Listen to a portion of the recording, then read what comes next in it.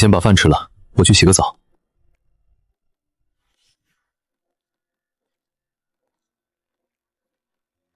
这是哪儿？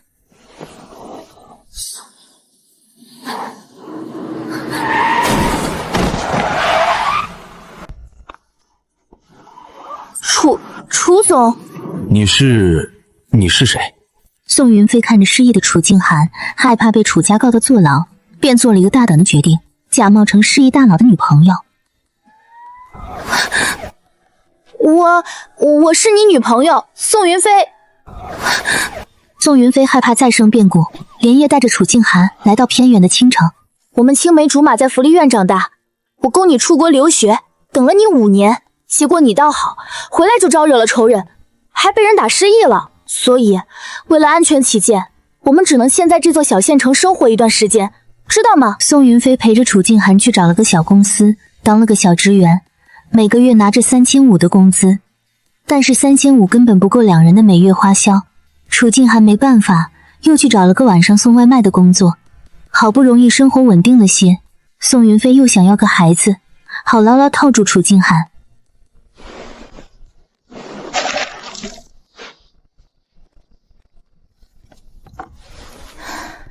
你要不和我睡，我就不吃饭，活活饿死。好，睡。所以，我这是穿越到楚静涵同意上床的时候，那也就是离我惨死结局不到1年的时候了。不行，原主做的孽，我才不背这黑锅，我必须赶紧跑路才行。完了，我要是拒绝，那之前的人设岂不是就崩了？楚静涵会不会更加怀疑我的企图？不拒绝的话，那今天逼他睡觉还是逃不过惨死的结局。吃完了就早点睡，明天我还要早起上班。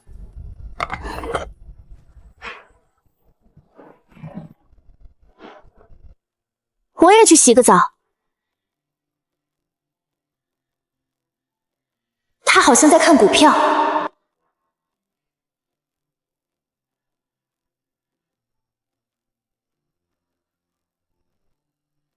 困死了，我先睡了。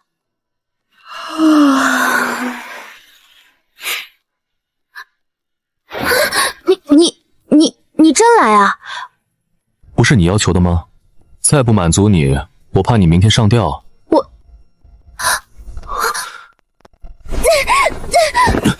你没事吧？你这又是闹哪处？我只是一个人睡得有点害怕，让你陪我睡觉，没让你睡我。你现在一穷二白，房子车子什么都没有，要是不小心怀孕了，拿什么养啊？让他跟我们一起挤在这个破出租屋里吗？那是我会错意了，抱歉。他心里估计也松了口气吧，这样以后都不用再找别的借口。知道就好，赶紧睡觉。你明天不是还要上班吗？宋云飞刚睡着，便梦到自己跟楚静涵坦白一切，然后楚静涵成功回到了海市，反手把他送去了监狱。这个梦吓得他从床上惊坐而起，身上都是汗味，先把床单被套洗一下再说吧。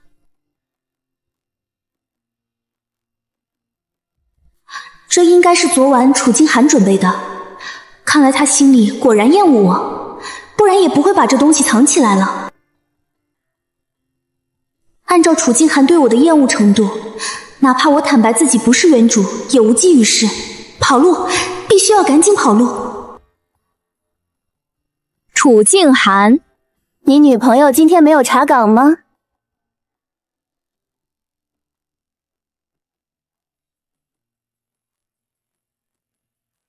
可能还没醒。原主宋云飞每天在他上班的时候，几乎隔半小时就会查岗，发消息、打电话、打视频，私底下别人都喊他查岗哥。你女朋友也太幸福了，不像我之前跟渣男谈的时候，跟你完全是反过来的。他不上班，是我养着他，下班回去还要给他做饭，结果这狗东西还出轨。老天真是不公平，为什么好女人总是遇不到好男人，而好男人总是遇不到好女人？对了，今天我过生日，晚上我请大家吃饭，你一块来。晚上我要送外卖，没空。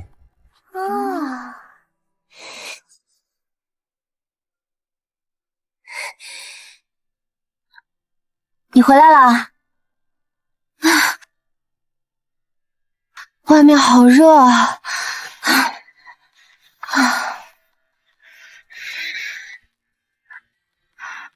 看着我干嘛？等会儿我要出去送外卖，做饭来不及了，还是点外卖吧。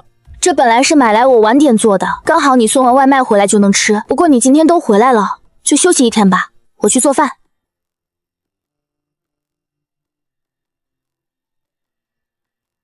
唉，看来这半年原主是真把他心里那点愧疚都快作没了。我去做饭了，快吃吧，感觉你吃完再去送外卖也来得及呢。对了，下午我去找了个工作，明天我也去上班了。怎么突然想上班了？在家待着太无聊了，每天吃了睡，睡了吃，你看我都胖了。不胖，上次说你胖就翻脸。我做的菜味道怎么样？很好。这么冷淡，难怪原主会对他控制欲越来越强。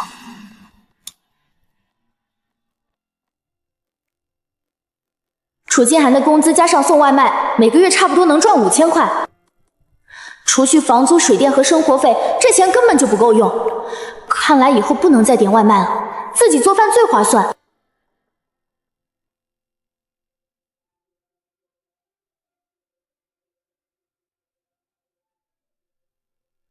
大熊熊，宋云翠，乖，别乱动。你今天起这么早？我昨天都跟你说了，今天我要去上班。你找的什么工作？卖房子，在白石路广场。你是不是也要路过那儿？那太好了，你等我一下，我换个衣服，我们一起去上班。今天的他给人一种很不一样的感觉。你这样看着我干什么？我脸上有东西吗？走吧。今天太阳很大，才一会儿我便热得拿手不停扇着风。你要不还是别上班了？为什么？反正你也上不了2天，何必遭这份罪？你少看不起人了！谁说我上不了2天？你看着我能上多久？再说了，去上班还有空调吹呢，怎么也比在家热死强。到了。哦。我刚办理完入职手续，经理便带着我过去开会。我和其他同事站成一排，有些紧张的认真听着经理说话，生怕错过重要信息。这个月我们的目标是300万，你们能不能做到？我还没反应过来，众人的声音在耳边炸开，震得窗户都在嗡嗡作响。告诉我，我们的目标是什么？300万！喊出我们的口号：时不我待，努力举击，一鼓作气，挑战佳绩，不吃饭，不睡觉，打起精神，赚钞票。怎么感觉进了传销，人都要裂开了？没想到来卖个房子还要举行这种邪教仪式，不会每天早上都要来一出吧？好了，今天就说这么多，散会。喊完口号，张涛这才想起什么，目光看向我，拍了拍手。好了，说个事儿，这位是宋云飞，今天刚来的新人，大家欢迎。大家好，我是宋云飞，初来乍到，还有很多需要学习的地方，希望今后大家多多指教。好了，大家都回去工作吧。小宋，你来我办公室一趟。小宋啊，我叫你进来没别的意思，就是随便聊聊。你形象好，气质佳，说话也得体，一看就是干销售的料子。莫名的夸奖反而让我心生警惕，我只是微微笑了下，没有接话。咱们这行啊，能力重要，但有些天生的优势，该用也得用上。我立刻听出了他话里的暗示，瞬间对这售楼部没什么好感了。我说这些呢，也是只是想勉励你一番。年轻人嘛，就得有志向，有梦想，有拼劲儿才行。你刚来，不熟悉业务不要紧，慢慢来，只要坚持，将来什么都会有的。是，谢谢经理的鼓励。现在话说的好听，但我知道，就3个月的保底工资，3个月后还没开单就得滚蛋了。又聊了会儿，张涛才让我出去工作，前2天先熟悉资料，接下来1个星期就开始打电话出去发传单。总之不管我干什么，3个月内能开单就留下，不能开单就收拾包袱滚蛋。只要开了单，就能多拿半年的保底工资，每月1500。接下来半年的时间，我甚至可以去干别的活。你女朋友今天又没查岗，你俩不会是分手了吧？楚静涵闻言，敲击键盘的手指微微一顿，很快又恢复正常。这么关注别人的事，你很闲？我说真的呢，这都2天了。按照他以前那个查岗频率，前台的电话都被他打好几遍了。原主宋云飞之前联系不上楚静涵时，就会把电话打到前台去，问前台楚静涵的动向，或者让前台把电话转给楚静涵。你的心思要是能有一半放在正事上，昨天你的客户也不会把电话打到我这里来了。我是没注意嘛，多大点事儿啊！我是真的好奇，你俩到底是吵架了，还是真分了？说说嘛。看来你的工作量还是太轻了，需不需要我帮你向何总申请加大工作量？不说拉倒。他为什么突然转变这么大？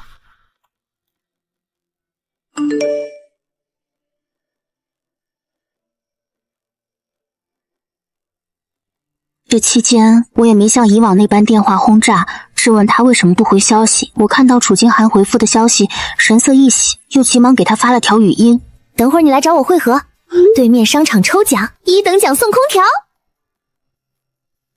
去不去倒是给个话呀。我到了。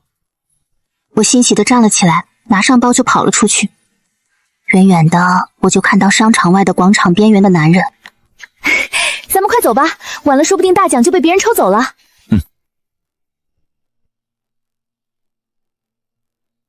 等会儿你拿着这袋米去结账，我拿着这些去结账，记得拿小票。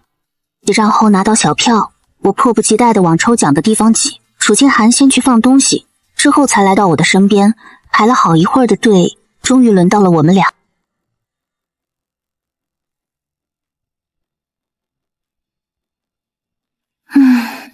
虽然只有1包纸巾，总比谢谢惠顾强。这次你来抽。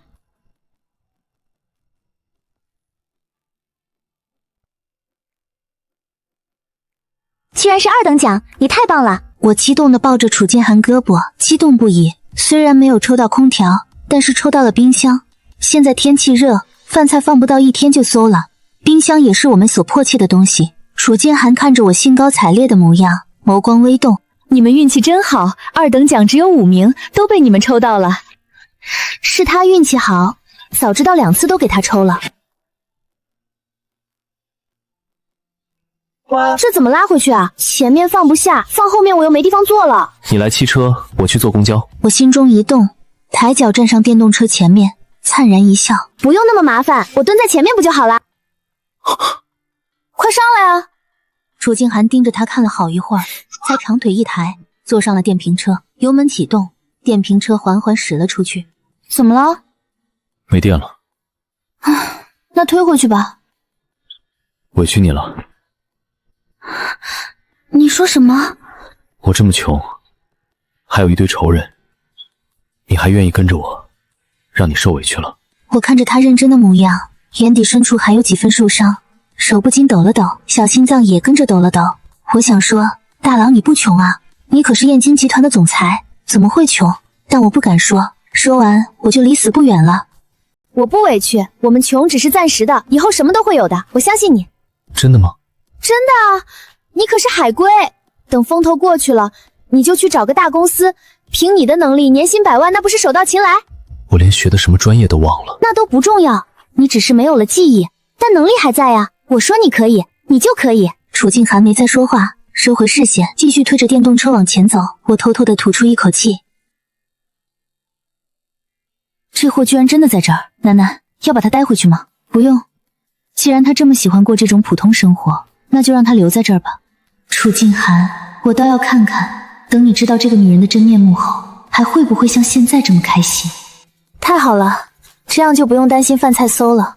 不知为何，如今这么穷，这些东西在我心中依然不觉得贵重，甚至听到别人说100万1000万，也心如止水，毫无波澜，仿佛我拥有过一样。我察觉到他似乎有些情绪低落，忍不住问着：你怎么了？如果我一直这么穷下去，你还会跟着我吗？我怔了怔，轻咳一声，抬手拍了拍楚静涵的肩膀。不要想那么多，我不是说了吗？你一定会成功的。楚静涵依旧目光如炬，神色极为认真，显然我的回答没有让他满意。如果我嫌弃他穷，他会不会提分手？不行不行，要是把他刺激到提前恢复记忆，那我不是死定了？就算是真的一直穷，我也不会嫌弃你的。我爱的是你，又不是钱。楚静涵沉默了会儿，又问出一个差点吓得我魂飞魄散的问题。我身份证上28岁，你23岁，我上大学，你还在初中，你是怎么供我读书的？完了完了，他怀疑了，他开始怀疑了。楚静涵怀疑的不是骗他这事儿，是怀疑我这个人。因为这个问题早在半年前楚静涵就问过原主了，现在又重新问一遍，他肯定是怀疑什么了。你怎么又问这个问题？我不是都说了，我初中辍学，借的身份证去打工。我忘了，抱歉。哼，看来是后遗症还没好。我去做饭。我模仿不来原主，果然还是露馅了。我洗完澡出来，楚静涵已经做好了饭菜。吃饭。这怎么是酒啊？他该不会是想把我灌醉好那啥吧？隔壁王哥刚才过来喊我喝酒，我拒绝了，这酒是他端来的。你赶紧吃饭。刚才的酒我虽然吐出来了，但喝得急，还是有好多吞了下去。滴酒不沾的我刚坐下就有点晕乎乎的感觉。我端着碗勉强吃完一碗饭，直接趴在了桌子上。宋云飞，你怎么了？我没事，就是有点晕，我睡一会儿就好了。我扶你到床上去睡。帅哥，你长得真帅。好困。楚静涵看我又睡着了，无奈的叹息一声，抱着我朝床上走去。酒量这么差，以后在外面可千万不能让你喝酒。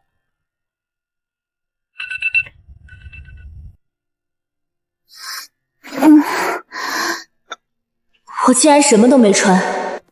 我僵硬的抬起头，朝着厨房那扇门看去，记忆断断续续的涌入脑海。想起来了，我昨晚误喝了白酒，然后醉了。我该不会对楚静涵做了什么吧？我揉了揉脑袋，想到自己狼狈的模样，甚至楚静涵还会误会他是故意喝醉勾引他，想上吊，说不准还能穿回去。唉，算了吧，穿回去估计也是一滩烂泥，好死不如赖活着。起来了就吃早餐。楚静涵转头又进了厨房，好像什么都没发过一样。我磨磨蹭蹭的来到餐桌前坐下，不管了，先吃饭再说。这是什么？蜂蜜水。我小心翼翼地端起水杯，放在嘴边喝了2口，余光偷瞄他的表情。那个楚静涵，我昨晚没有做什么奇怪的事吧？你指的哪件？难道还不止一件吗？你为什么这么紧张？什么？我们不是情侣吗？你在紧张什么？是啊，我在紧张什么？原主一直想睡到楚静涵，就算昨晚真发生点什么，我应该是开心的表现才对。可我不是原主啊。咱俩真睡了。你觉得呢？我要知道还会问吗？我一点感觉都没有。我按照楚静涵对原主的态度，更倾向说是没有发生什么的。楚静涵要是愿意碰我，这半年的时间，估计崽都怀上了，何必等我喝多？不好，看我干什么？我一点体验都没有，问问怎么了？我在他的注视下，脸上的底气也越来越弱。你还看？那要不要再体验一次？我浑身僵住，脑子里嗡嗡作响，一片空白。这男人什么意思？以往避之不及，今天却这么主动。你这2天很不对劲。哪里不对劲？楚静涵只是伸出手，越过我，把桌上的水杯端了过来。我余光瞄向楚静涵，结果一抬眼就对视上了。他刚才的试探，就是在告诉我哪里不对劲，而我的闪锁就是最好的回答。不打算解释下吗？有种被架在十字架上审判的感觉。我要是说我不是原来的宋云飞，你信吗？你觉得我信不信？万一呢？你想说你现在是另外一个人，或者说另外一个灵魂？万一呢？那我该联系精神病院了。为什么？你可以和我分手啊，干嘛要把我送去精神病院？不是你说的，我们相依为命，我自然要对你负责到底。其实倒也不必。宋云飞，你是不是出轨了？出轨？我吗？不然你怎么解释你最近的变化？我没有啊。纵云飞，咋了？如果你有了更好的选择，可以告诉我，但不要骗我。我心里咯噔一下，有那么瞬间，我差点以为楚静涵知道自己被骗了。你很讨厌被人骗啊？没有人喜欢被骗。也是，你想多了，我怎么可能骗你？真的，要是我骗了你，我这辈子不孕不育。楚静涵不喜欢我，她只是讨厌被骗，更讨厌被人戴绿帽子。她本来就因为穷自卑了，如果连我这样的货色都留不住，得显得她多失败。这也就能理解这大半年她为什么会逆来顺受，毫无怨言的伺候原主，因为她除了亏欠还有自卑，而她的穷和自卑都是我带给她的。别瞎想了，我只是觉得我以前太不懂事了，在家每天混吃等死，什么都靠你。这几天绝食，不小心在死亡边缘走了一逃，所以现在我想明白了，醒悟了，不能只靠你一个人，我也得承担起责任来。我们俩都还年轻，一起努力，以后我们还要买房、车子，什么都会有的。区区空调算什么？是吗？当然是了。先吃早餐，上班要迟到了。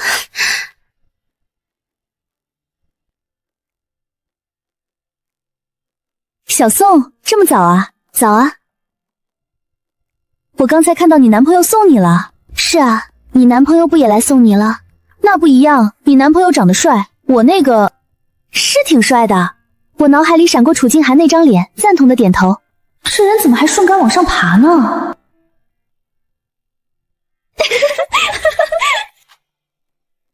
对了，那个小双的事儿，你们知道吗？小双怎么了？听说他上个月不是有个富二代客户吗？他被人白睡了1个月，发现是个假的富二代。我去，果然还是太年轻了，居然还有人上这种当。都把手上的活停一下，开会了。这个月的目标是1300万，大家能不能完成？能。今天我们就要朝着什么出发？朝着1300万出发！加油！加油！不错，今天大家状态都很好，大家加油干！散会。我回到自己工位，拿起桌上的传单走了出去。虽说现在的人都不怎么接传单了，但我现在没有客源，也只能用最传统的方式去发展客源了。我盯着这50块转账愣了好半天，才缓缓打出一个问号。这应该是庆祝我上班让我买奶茶喝吧。我看到这50块觉得好笑，谁能想到看书的时候动辄转账百万千万的总裁现在只能赚50块，但想到造成这一切的罪魁祸首，我资质的牙又收了起来。喂，妈。翠翠，你工作还顺利吗？我看了眼手里的传单，笑了笑。顺利啊，就是太忙了。妈，家里都还好吗？原主怕露馅，已经半年没联系过家里了。有几次家里打来，原主都是直接挂掉的。你爸这段时间身体不好，想让你打电话跟他说说，去医院看看。他那倔脾气，说什么都不听，你电话又不打不通。你说那些干啥？我身体好着呢，一天天就知道医院，你钱多了烧得慌。听到这话，我在心中暗暗叹了口气。原主小时候就虚荣，父母都是普通农民，大部分工资都花在了他身上，但他并不知足，各种找借口要钱。看到别人买名牌，他也要买；别人换新手机，他也要换。以为拥有了这些就能融入那些有钱人的圈子，这种行为在别人眼里就是个小丑。妈，你把电话给爸，我跟他说。哎，好。我不说，你拿开，人家上班你去打扰他干啥？爸，你去医院看看吧，不然我可就回家亲自带你去了。你回来干嘛？好好上你的班，你好不容易进了个大公司，好好表现，不要上班打电话了。我听到这话，心中很感动，因为我7岁时父母出意外，双双身亡，被奶奶养大。奶奶去世后，我就再也没有体会过亲人的关心了。那你就乖乖去医院，不要担心钱的事。我现在进了大公司，能赚钱了。你赚钱也不容易，我看电视上演的，大公司竞争压力大，你不用担心家里，我跟你妈都好着呢。爸，你就听我的，去医院检查行不行？就是，女儿都这么说了，你难道真的想让她回来把你绑去啊？好嘛，我去就行了嘛，你好好上班，别瞎跑。行，只要你去医院，我就不瞎跑。检查结果记得发给我看看。我又跟梁老聊了会儿，这才挂了电话。不管是为了我自己，还是为了乡下的父母，我也得努力赚钱才行。先生您好，是对我们水岸名医的楼盘感兴趣吗？位子有点偏了啊！你们这个楼盘对口的是哪个学校？这人是想买学区房啊！我们项目对口的是正在建设中的新区实验学校，是重点扶持中学，明年9月就能正式招生。很多家长看中的就是这种新建学校的师资配备和硬件设施，也是目前卖的最好的。我瞄了眼男人的眼神，有点动摇，于是继续说。这里明年会开通地铁线8号，站点就在我们小区门口600米左右，旁边还有新建的公园，各种商业配套设施都会陆续上线，而且我还可以替您申请装修设计图。我今天还有事儿，等有空你带我去看看吧。好的，这是我名片，你也给我留个电话吧。先生，男人本想拒绝，但看到我期盼的目光，他还是报出自己的电话。先生您什么时候有空呢？到时候我给您打电话。周末吧。好的，我周末联系您。美女，给我个名片，我也想买房子。谢谢啊。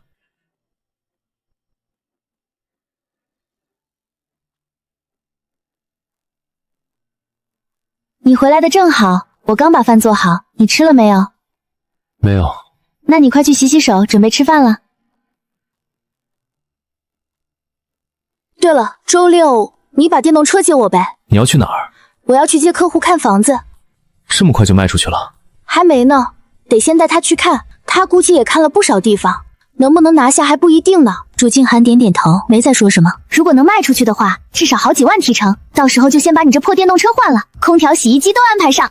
吃完饭，我躺在床上拿出手机，楚静涵则是拿了本书翻看起来。宋云飞凑近了些，瞥见书页上的内容。你居然还看这个？清点。要死了！我为什么不早点睡啊？我要是早点睡着，就听不到这些声音了。打发时间。我茫然地抬起头，对上他幽深的目光，好几秒才反应过来，他是在回答我刚才的问题。这书里写的什么？成功学鸡汤？算不上，讲一个人几次抓住行业变革机会的事。那他很厉害啊。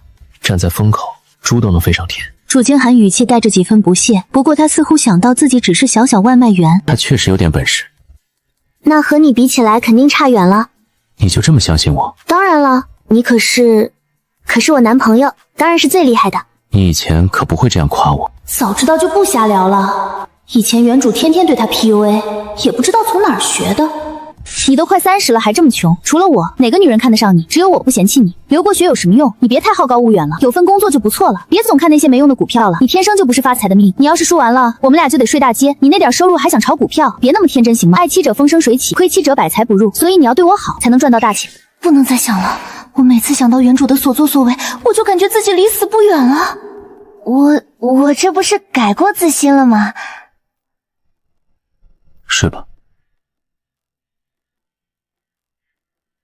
我看着漆黑的天花板，心里忐忑的有点睡不着了。那个东西是不是被你扔了？我心里咯噔一下，故作镇定的开口：什么东西？套。没有啊，我都没看到。你还有这东西，放哪儿了？没事了。他好端端的问这个干什么？难不成听到隔壁动静也响了？他估计又是在试探，宁愿怀疑我出轨，也不相信我换了个人。接下来2天，我每天打电话发传单，有些可能成为潜在客户的，还要重点做笔记。微信也加了好几个人，时不时还得跟他们发个消息，联络下感情。楚静涵也恢复了送外卖到半夜的作息，回来时我基本睡着了，他就去睡沙发，互不打扰。喂，赵先生，我是卖房子的小宋，上次我们说了周末带你去看房，不知您这边今天有时间吗？有的，今天可以去看看房型。好的，赵先生，那我等下来接您。挂了电话，转头看到楚静涵坐在沙发上盯着我。上午你先把电动车借我，下午再去送外卖。可以。楚静涵想到了什么，他再次开口：我跟你去。你跟我去？省电。他应该想说的是，下午直接骑着去送外卖，能省电吧？你还真是精打细算啊。走吧。好嘞。你慢点啊，我内脏都快被你颠出来了。很慢了。好吧，怪路太烂了。你觉得我能成功吗？能。你也太敷衍了。不能。滚啊！别闹。没想到你这几个月送外卖，把这些路都摸透了呀。楚静涵也没有说话，专心的骑车。但我注意到后面有辆宾利在缓缓靠近，我不由多看了眼。那辆宾利与他们的电动车持平之后，速度慢了下来。美女，加个好友啊！哼，装货！我察觉到楚静涵是紧绷，我心里一急，抱紧他的腰，别理他，我们走我们的。美女，这破电动车坐着不热吗？要不要我载你？话音刚落，楚静涵猛地一捏刹车，电动车稳稳停在路边。他冷眼朝着那辆宾利车看去，但宾利车并没有停，直接从他身边开了过去。哥们儿好像不服气啊，有本事追上来干一架！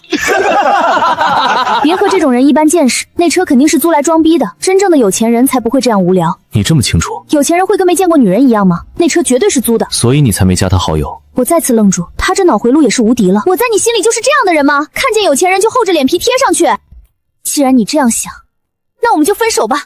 我说完，气呼呼的将头一拧，余光却在关注他的反应。要是不刺激到他的话，借着这个机会分手也不错。你终于说出来了。我愣了下，不解地看着他。那个男人是谁？你有病啊！我真的无语了，还是头一次见上赶着给自己戴绿帽子的。他很有钱吗？我愣了一下，忍无可忍对着他怒吼起来。对，他比你有钱，比你帅，比你体贴，你满意了吧？所以分手吧，从现在开始，你走你的阳关道，我过我的独木桥，再见。我气呼呼地下了电动车，朝着前面走去。神经病，为什么老觉得我出轨了？楚静还没有追上去，站在电动车旁，看着我气冲冲的背影。这里离赵先生家也没多远，再走个10几分钟就能到，我慢慢走过去就行。只是我高估了自己的身体素质，走了还不到10分钟，我就已经走不动了。正想找个阴凉的地方歇一会儿，结果一转头就看到辆熟悉的电动车跟了上来，停在了我跟前。你跟过来干嘛？我误会你了。看见他道歉，我神色缓和了不少，这会儿又觉得是误会我了。我是想说，你如果有了更好的选择，可以直接告诉我，不用隐瞒，我自会放手。你要是没有，就不要说分手这种话。我狐疑地打量着他，不太确定地开口，什么意思？舍不得我？倒不是，我怕你饿死。你是说我离开你就活不了？既然你为我付出这么多，我应当对你负责到底。无论是找到更好的人选，还是确保你能独立生活，你如果非要分开，至少等你工作稳定了再说。难得他说这么多话，我听着听着，心情也跟着复杂起来。不得不说，他可真是个好男人，女朋友都要跟他分手了，他还替对方着想。要是原主没有骗他的话，不知道得多幸福。你什么时候买的？刚才。所以你这么半天才追上来，是买奶茶去了？刚好路过看见了。这件事到此为止，我们和好了，你不许再怀疑我出轨了。这里要拆迁啊，拆迁应该会赔房子吧？应该是房子或赔偿款2选1。原来如此，那位赵先生要买房，那肯定是选了赔偿款。这房子要拆，他们这房子必然是要买的，就是在谁那儿买的问题了。喂，赵先生，我到你们小区门口了。你在小区门口等我一下，我马上来。话说等会儿我带他去看房子，你怎么办？你不是还得送他回来？我就在这儿等你。这是个好主意，等会儿回来还能让他送自己去地铁站。不好意思，怪我事先没沟通清楚，城里堵车，我想着怕耽误您宝贵的时间，就骑了电动车赶过来。这么的天骑电动车呀，我不去了。是，今天气温是挺高的，不过早上没那么热。这样吧，我给几位打个车，也就几分钟的时间。咱们今天重点是看房子，交通工具都是小事，买到心仪的房子才是重要的。二位说是吧？行吧，那我们就等会儿。我见他松口，立马攀谈起来。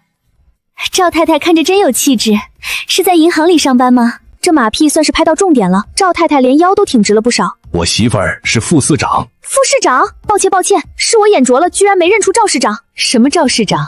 是护士长，医院里的护士长。我恭维的话卡在喉咙里，差点咬到自己舌头。不是，这赵先生口音也太离谱了。小姑娘，你这眼神可不行啊！我这气质像是那种大领导吗？怪我，普通话不标准。肯定像啊！我一见您就被您气场震慑住了。听见赵先生的话，丝毫没有怀疑啊！没想到竟然是位白衣天使。我这一通马屁也算是活跃了气氛，刚才那点不悦已然烟消云散了。楚静涵静静的在旁边看着我溜须拍马，眼底神色难辨。你先跟他们走，我骑车。好吧，那你自己小心点。楚静涵骑车穿过某条巷子时，忽然停了下来，朝着另一条巷子看了过去。你这几天躲着我干什么？我都跟你说了，我爸给我卡停了，我没有骗你。你放心，等我的卡解封，我立马买10套房，行不行？走嘛，跟我去吃饭，晚上我带你去见几个朋友，给你介绍大客户。你别骗我了，我都看见你去租车行了。吴伟，你再缠着我，我就报警了。你难道不知道那租车行是我开的吗？你不信，我现在就带你过去，我给你看营业执照。楚静涵看着这一幕，眼神则是有几分微妙，不动声色地下了电动车。还真是冤家路窄。可是我同事说，你那几个同事就是嫉妒，你少听那些人胡说八道，他们就是见不得你好，巴不得拆散别人。现在你跟我去车行。吴伟的话还未说完，屁股上猛然传来一股撞击，他整个人都朝着小双扑了上去。小双惊呼一声，下意识往旁边一闪，吴伟惨叫着趴在地上，摔了个狗吃屎。是你？你不想活了？追上你了？追你个球！老子告诉你，你完了！你知道我爸是谁吗？说说看，你爸是谁？吴伟噎了下，还没想好怎么说，手上又传来一阵钻心的剧痛，他瞬间哀嚎起来。说啊！楚静涵一脸从容，不禁让吴伟心里发怵。我不是惹到了什么不得了的牛逼人物？我爸是开超市的，大目标超市。吴伟说到最后，自己都没底气了。一旁惊愕的小双反应过来，那不是个便利店吗？吴伟一张脸憋得通红，也不知道是疼的还是气的。我把赵先生一家4口带到小区，费了9牛2虎之力劝说，夫妇2人都有意向，但2人仍然说要考虑考虑。我通过旁敲侧击算是看出来了，2人应当是在等拆迁款下来。2位先回去考虑考虑吧，我会尽量给你们设计图纸的名额留着。能留多久？我正要开口，电话忽然响了起来。这个不好说，大家都想要，我最多争取给2位留半个月的时间。一家4口上车离开，我接通电话后，那头传来一道严肃的声音：你好，是宋云飞吗？这里是东城派出所。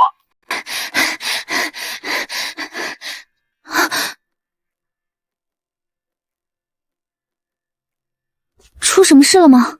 你男朋友见义勇为帮了这位女士，只是他出手重了些，你需要签一下字，你男朋友就可以回去了。小宋，原来楚先生就是你男朋友，今天真是多谢了他了。不用谢，他这人就喜欢路见不平见义勇为，还是要谢谢你们。那我就先走了，下次请你们吃饭。好的，拜拜拜。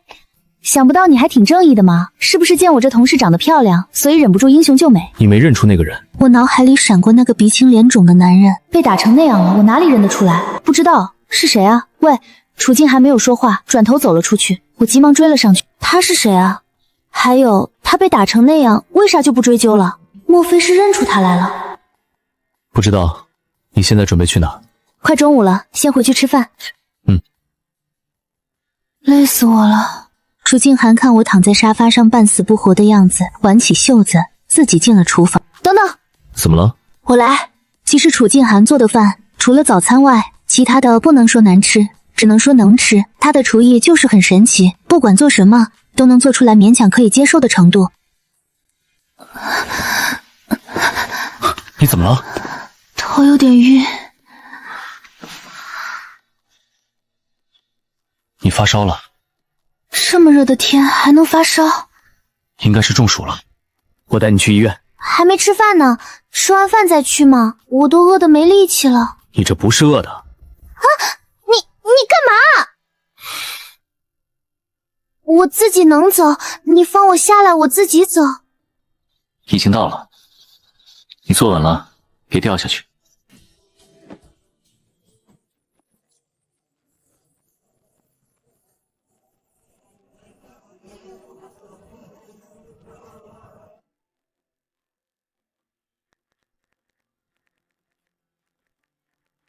兄弟们，你们知道楚静涵这个名字吗？这是谁？干啥的？没听过。你招惹的情敌，你问这人干啥？群里七嘴八舌，全都没人知道楚静涵是谁。难道那小子是虚张声势？群里这几个虽说不是京城的大人物，但也混了这么久，京城的大人物他们或多或少都知道。真有可能是我想多了。既然只是个小瘪三儿，怎么也得打回去。兄弟们，那个逼抢我！语音还没说完，一个电话打进来，中断了吴伟的录音。汪老三，你他妈给我打电话干嘛？群里不能聊吗？哥们儿，你认识楚静涵？咋了？你也认识？我不认识，我听过。吴伟立马来了精神，结果太激动，扯到脸上的伤疼得他直抽泣。你在哪儿听过？他干什么呢？有一个表哥，他家不是搬到海市去了吗？他现在在燕京集团上班。然后呢？我表哥几个月前在家族群说他们总裁好像失踪了。他们总裁就叫楚静涵，我靠，你不是在骗我吧？真的假的？你确定是同一个人？我也不清楚啊，我又没见过。你有他照片吗？你发给我，我拿给我表哥看看就知道了。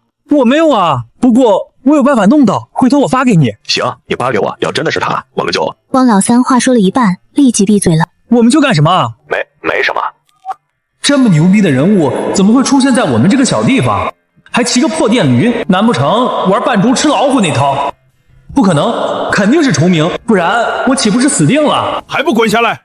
一天天就知道在外面惹祸生事，回去老子非打断你的腿不可！吴伟想到汪老三的话，下意识扭头就要走。臭小子，你跑什么跑？见鬼了！安静点。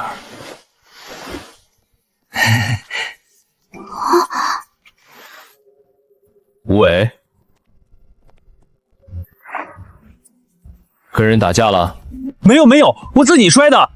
我听到他的声音，再结合熟悉的脸，终于认出来这个人是你。好巧啊！这家伙怎么变得这么老实？难道是被楚静涵打怕了？都是些皮外伤，回去擦一下药，过几天就好了。体温表拿我看一下。好。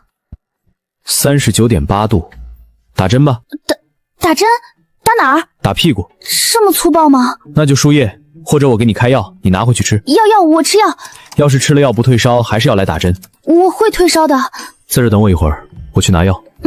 美女，你又要加我好友？不，我就是跟你打听一下，那个楚静涵是你什么人？你问这个干什么？没什么，就是问问。我觉得我应该听过楚静涵这个名字。你在哪儿听到的？吴伟看我反应，心顿时凉了一半，但还是硬着头皮继续试探。燕京集团的总……吴伟的话还未说完，我猛地捂住他的嘴。抱歉，我不是故意的。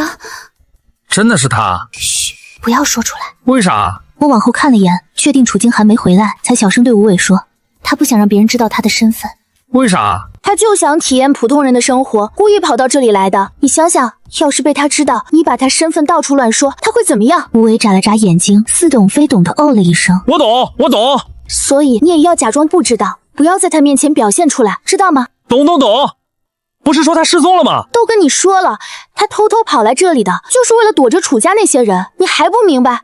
原来如此，那我明白了。你放心姐，我保证守口如瓶，不告诉任何人。这就对了，等他体验完生活回去，少不了你的好处。吴伟顿时喜出望外，激动的差点蹦起来。好，不过我之前骂了他。小事，他不会放在心上的。你不是已经得到教训了吗？我也会听你说好话的。宋姐，以后有什么吩咐，你尽管告诉我，只要我能做到，我绝不含糊。那你赔我点钱吧，1万块就行。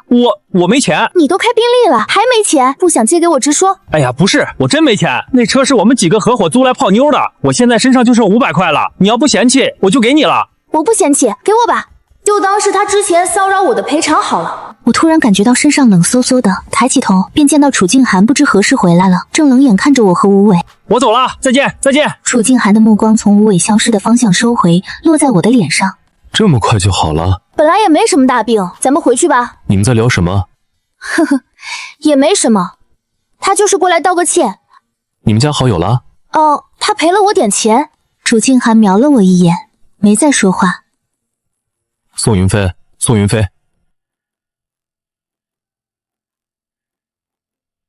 把药吃了再睡。你不去送外卖吗？太热了，不想去。哦，我靠在男人的怀里，突然有些舍不得挪开。我已经很久没有感受过别人的关心了。这些年，我都是一个人，生病感冒都是我一个人去医院，难过的时候都是自己慢慢消化，孤独被放大，楚静涵的关心和感动也被放大。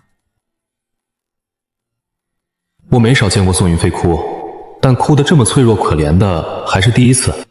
哭什么？很难受吗？没有，就是药太苦了。先睡会儿，烧退了就好了。我迷迷糊糊的睡着了，楚静涵守在我身边，时不时去摸我额头。好热。我不喜欢宋云飞，我所做的一切都不过是因为责任而已。我不想做一个拿失忆当作借口的负心人，对，仅此而已。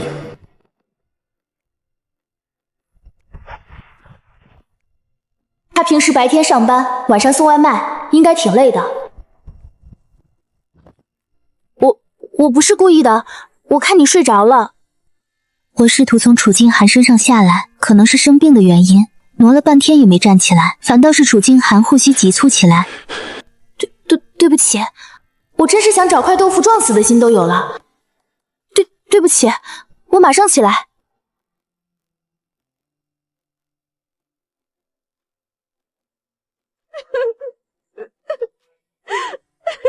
小心点。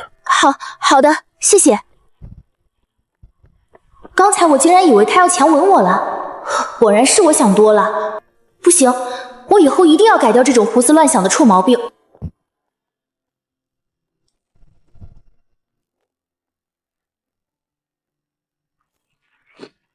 你干嘛？你生着病，别吃这些。我饿了。我去给你煮面。我现在并不是很想吃面，尤其是他煮的面啊。吃吧。我看着面前清汤寡水的面，连个鸡蛋都没有，我就感觉不是很饿了。你不是饿了？你明天送外卖吗？送的话就去早点睡吧，不用管我。不送。辛苦这长时间，休息一下也好。楚静涵沉吟片刻，我有件事跟你说。我端碗的手一抖，不免有些紧张起来，生怕楚静涵突然告诉我她恢复记忆了。是什么事啊？老板让我去业务部。我心里松了口气，我还以为什么事，你去啊，跟我说干嘛？不是你说要给你报备的？是吗？那以后你不用跟我报备了，你想做什么就去做。那我想买股票。这个不行。我知道他炒股厉害，这是他最熟悉的东西了。医生说了，要让他多接触熟悉的事物，说不定能刺激他恢复记忆。相反，就不能让他接触熟悉的东西，那他就不容易恢复了。要不然，原主能天天吹着破风扇，早靠他炒股住上大平层了。10个炒股的9个都输，咱们没钱就不要碰这些东西了。现在最主要的是好好上班，脚踏实地的赚钱，听见没？楚静涵无声的叹了口气，听见了。还好他不会阳奉阴违，答应的事不会反悔，原则性还是挺强的。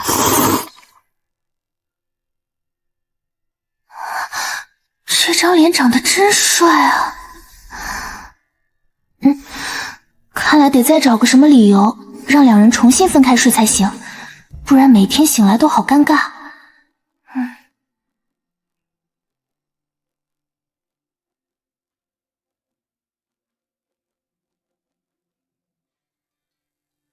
你在看什么？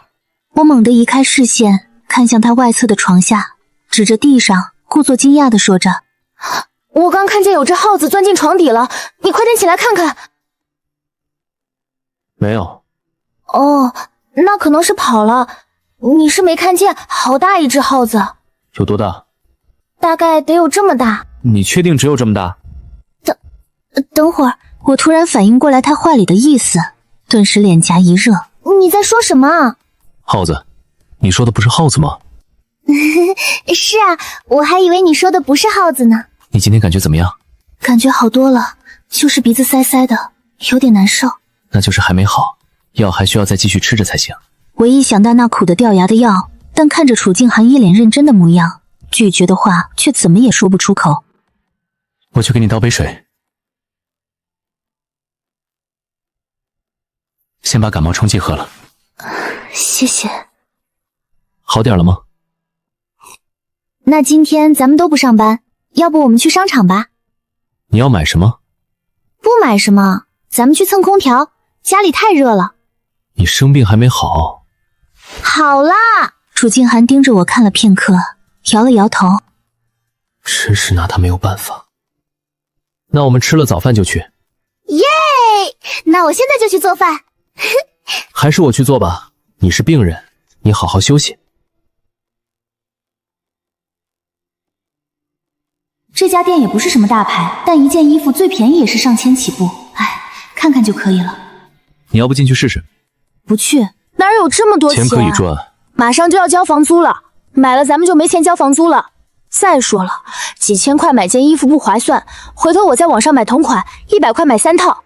我其实并不在乎这些，衣服能穿就行了。楚静涵抿着唇，看着里面的一对情侣。宝宝看上哪套就拿哪套，老公给你买。宝宝你真好。没多会儿，男人一手拎着5、6个购物袋，一手搂着女朋友，昂首挺胸的走了出来。楚静涵转头看向我，我也在盯着那对情侣看。楚楚静涵默默地收回视线，拿出手机打开。我们去2楼，2楼有一家奶茶店在做店庆活动，奶茶买1送1。我不等楚静涵说话，便直接拉着她朝电梯口走去。买了奶茶，我们又到处逛了一下，最后花了100多吃了顿火锅后才离开。你今天你怎么了？身体不舒服吗？没事，就是有点累了。那晚上就早点休息。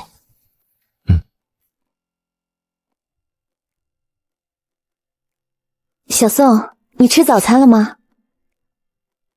这不会是给我带的吧？我吃过了。好吧，那这个给你，刚才在路上买的，买1送1。谢谢啊。不用谢，是我该谢谢你才对。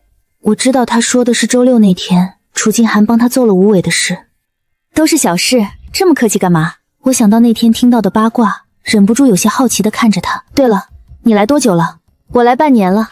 那还挺久了。是啊，不过我们这行流动性很大，除了李姐和黎山，其他人都来得不久。那你挺厉害的啊，能干半年，应该是卖出去房子了吧？只卖出去1套2手的。小双听到这话，脸色变得有点不自然。只要能卖出去就很厉害了。对了，我还想多和小双套电话，但他却不想聊下去了。那个，我过去工作了。这小双长得也有些姿色，但性格看起来有点内向，多半是被张涛那个混蛋给洗脑了。不买，滚！不买，不要再打了。加好友，看看腿。楚静涵才下班，还要等半个小时他才来接我下班。小宋，你下班吗？你先走吧，我晚点再走。楚静涵关掉电脑，正准备下班，忽然老板来到办公室。大家先等下，都来开个会。为什么总喜欢下班开会？我问问你们有谁会德语或者法语？何总，我们不是只做日英美国市场，没有人会德语吧？过几天有个展会，到时候会有德国人来。何总想开拓海外市场，这次的展会就是很好的机会，但没招到会德语的人。距离展会没2天了，实在不行的话，也只能放弃德国市场了。你们有认识会德语的人，介绍来公司也可以，我可以给你们介绍费。何总，会韩语的行吗？不行，就要德语，韩语我们自己厂就能招到。再说了，到时候展会上的商家，会韩语的厂家很多，咱们不但优势。不认识。我要是认识会德语的朋友，还在这鸟地方上班。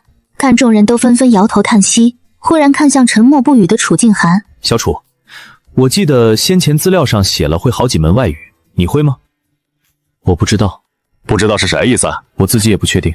何总沉默了1秒钟，立马吩咐人事部把楚静涵的资料拿了过来。看完楚静涵的资料，何总的眼神变得有些狂热起来。如果不是伪造的话，那我是真捡到宝贝了。其他人都先下班吧。小楚，你留下来。小楚，你真留在英法留过学？对。说2句德语来听听。何总显然没听懂，但被楚静涵冷不丁冒出的德语震惊到了。不错不错，我就知道没看错你小子。话说，你小子怎么来我们厂里的？可能是缘分。好啊好啊，小楚，这次展会就由你跟我去，只要这次能顺利拿下客户，以后你就负责德国市场，我给你5000的底薪，提成另算。好，走，今晚我请你吃大餐。不了，何总，我还得去接女朋友。就你那个平均10分钟查一次岗的女朋友？楚静涵没说话，算是默认了。你呀，你说你，虽然是你的私事，我也不好多说什么，不过我还是得劝你一句，把心思放在工作上。男人就是要有钱，没有钱你对他再好，他早早也会跑。就算现在没跑，那也是没有遇到更好的。当初我也是这么过来的。何总说起来，话匣子就有些收不住，开始讲述自己当舔狗的那些年。楚静涵面无表情地听着。总之啊，男人没钱，人狗都嫌。行了，你下班吧。他不会还在加班吧？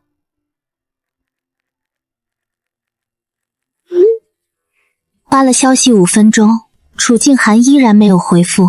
我站起身离开了售楼部。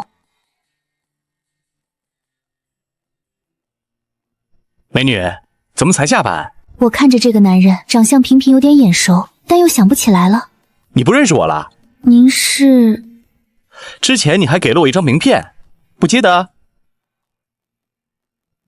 哦，是您啊，这么晚来是想看房子吗？是啊，我不是说了吗？我想买房子，要不给我介绍介绍？我总感觉这男的不像好人，但人家毕竟是来看房子的，我也不能将人拒之门外。那先生，里面请。先生，您看，这是我们楼盘采光最好的几套房，分别在东南这个方向。宋小姐这么晚还在加班，挺辛苦的吧？你单身吗？有没有男朋友？谢谢关心，我有男朋友了。这个户型阳台是朝南的，而且我看着都差不多。不如我请你吃饭，咱们找个地方坐下来，你再仔细的跟我介绍。先生，如果您要看房，我可以继续给您介绍。如果您不买的话，我就要下班了。干你们这行的，不就是为了多买房子吗？你去跟我吃个饭，我明天就来签合同，全款怎么样？这世上总有那么些人，兜里有几个子儿就觉得高人一等了。这位先生是对我们楼盘感兴趣吗？我是这里的经理张涛，有什么需求可以跟我聊。他一个新来的，连楼盘都记不全，哪能让你满意？小苏，你先下班吧，这位先生我来招待。我如蒙大赦，看来这张涛也不是特别混蛋。好的，经理，我立即拿上东西就下了班。嘿，又是个装大尾巴狼的，想泡妞倒是先把定金交了。宋美女，跑那么快干嘛？我就是找你吃个饭，交个朋友，又不会吃了你。要不然我送你回去，你家在哪儿？谢谢，不用了。装货。我看他开着保时捷离开，这才松了口气。一转头就看到不远处站在电动车旁的楚静涵正静静地看着我。我还以为你加班呢，发消息也不回。在骑车，没注意看。楚静涵目光从那辆远去的保时捷上收回目光，落在宋云飞脸上。我本来都打算自己坐公交回去的，没想到突然来了个找茬的。就是那个开保时捷的。说来也奇怪，我没有刻意去了解过那些车，但看到那些标志却一眼能认出来。就像外语也一样，我不知道自己会不会，但想到某句话就能自然而然地说出来。是啊，他还要请我吃饭，这种人一看就不是什么好东西，自以为是。那你别上班了，以后这种人只会更多。我一时间分不清他是在嘲讽我，还是真的叫我别上班了，因为他脸上的表情实在是太少了。不上班，那我干嘛？你以前干什么就继续干什么。我这下确定，他是真的在建议我别上班了。那我会废掉的，还是上班吧。走了，回家。下班前临时开了个会。楚静涵简单的把展会的事情跟宋云飞说了声。真的吗？太好了，那展会在什么地方？就在怀市。我也不知道怀市在什么地方，应该不远，但只要不是海市就行。那你有把握吗？我也不知道，我们的展区位置不太好。我相信你，肯定可以的。位置不好又怎么样？是金子，在哪儿都能发光。既然你都加薪了，不如我们今天就在外面吃，庆祝一下吧。你们来了，快坐，吃点什么？老板娘，一个西红柿鸡蛋、酸辣土豆丝和一个炒青菜。不是要庆祝吗？怎么全是素菜？西红柿炒鸡蛋不是荤菜吗？这说明你女朋友会过日子呀。我看你俩是应该准备结婚了吧？老板娘，你怎么看出来的？刚谈恋爱的年轻人花钱都是大手大脚的，要是看到省吃俭用的情侣啊，那肯定是谈了很久，要攒钱结婚了。你俩谈了挺久的吧？是啊，挺久的。你女朋友是个会过日子的好姑娘，你可要好好对她啊。那个，这老板娘胡说八道的，你别听她的。是你不会和我过日子的意思吗？闻言，我愣了一下，有种搬起石头砸自己的脚的感觉。那个，我不是那个意思。我知道。不是大哥，你知道什么呀？算了算了，我还是别再解释了，越解释越乱。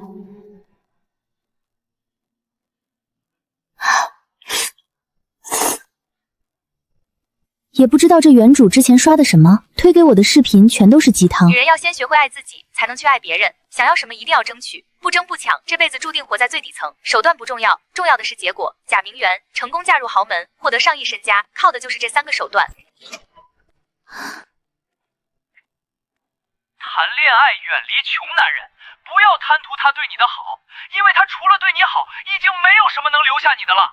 穷男人的爱是最廉价的东西。楚静涵当即就愣在门口，我吓了一跳，急忙往下滑，把把那条视频划上去。姐妹们，咱们要远离穷男人。穷男人最可怕的不是兜里穷，是精神上的穷，并且他还会不断的消耗你。我手忙脚乱的，半天才关掉视频。我尴尬的看向门口的楚静涵，一整个欲哭无泪。这该死的原主到底在看些什么东西啊？害死我了！你回来啦？楚静涵默不作声的进了屋，把奶茶放在桌上，往洗手间走去。我去洗澡了。我看着他落寞的身影，真想抽自己2嘴巴。没事刷什么视频？睡觉不好吗？奶茶真好喝，谢谢你。我还是睡这儿吧，你早点休息。真的吗？我高兴地扬起嘴角，却在看到楚静涵深沉的眼神时，急忙收起了脸上的表情。你真的生气啦？这视频自己莫名其妙推给我的，不是自己找来看的，你相信我。没有，你可以嫌弃，这是应该的，是我自己没用。不是，我没嫌弃你啊。你不用解释，我没有怪你。你还不如怪我呢。什么？没什么。你要怎么才能相信我吗？楚静涵目不转睛地看着我，并没有说话。反正就是不信呗。这些天好感度好不容易刷上来点儿，不能降下去了。我真的没有嫌弃你啊。好啦，别生气了，跟我去床上睡。这沙发睡得多难受呀。楚静涵纹丝不动，看来注定是要凉的。他好像越来越讨厌我了。我心中悲愤，站起身准备回床上，忽然手腕被拽住，我惊愕回头，还未看清，就一阵天旋地转，整个人倒在了有点硬的沙发上。几秒钟过去了，毫无动静。我缓缓睁开一只眼睛，瞄到男人近在咫尺的脸，心跳得如鼓如雷。我正想说些什么，好巧不巧的，隔壁又开始了。放心，我给足你反悔的时间。啊？我并不反对你寻找更好的选择，在这段时间内，我会做到我应尽的责任，你也不必有负担。可是为什么要用这种姿势说？那你能先起来吗？压得我快喘不上气了。楚静涵沉默了会儿，然后起身也爬了起来，叹了口气。如果我反悔了，我会告诉你的。但是我现在还没反悔，还是你女朋友。我们回床上去睡觉吧。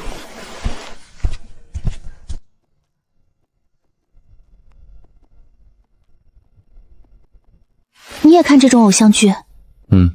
这个女演员看着眼熟。我被她这句话吓了一跳。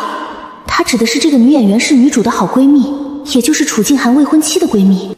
明星当然眼熟了。也是。我暗暗地松了口气。看来以后短剧也要尽量不让她看才行了。你好，是宋云飞吗？对，是我。请问您是要买房吗？我是上门安装家电的，请问你什么时候有空？家电？什么家电？是个电视。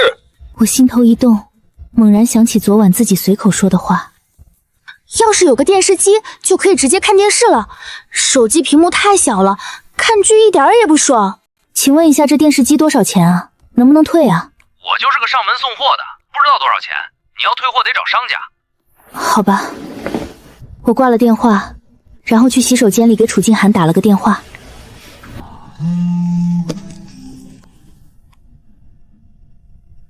他已经很久没有在上班时间给我打电话了。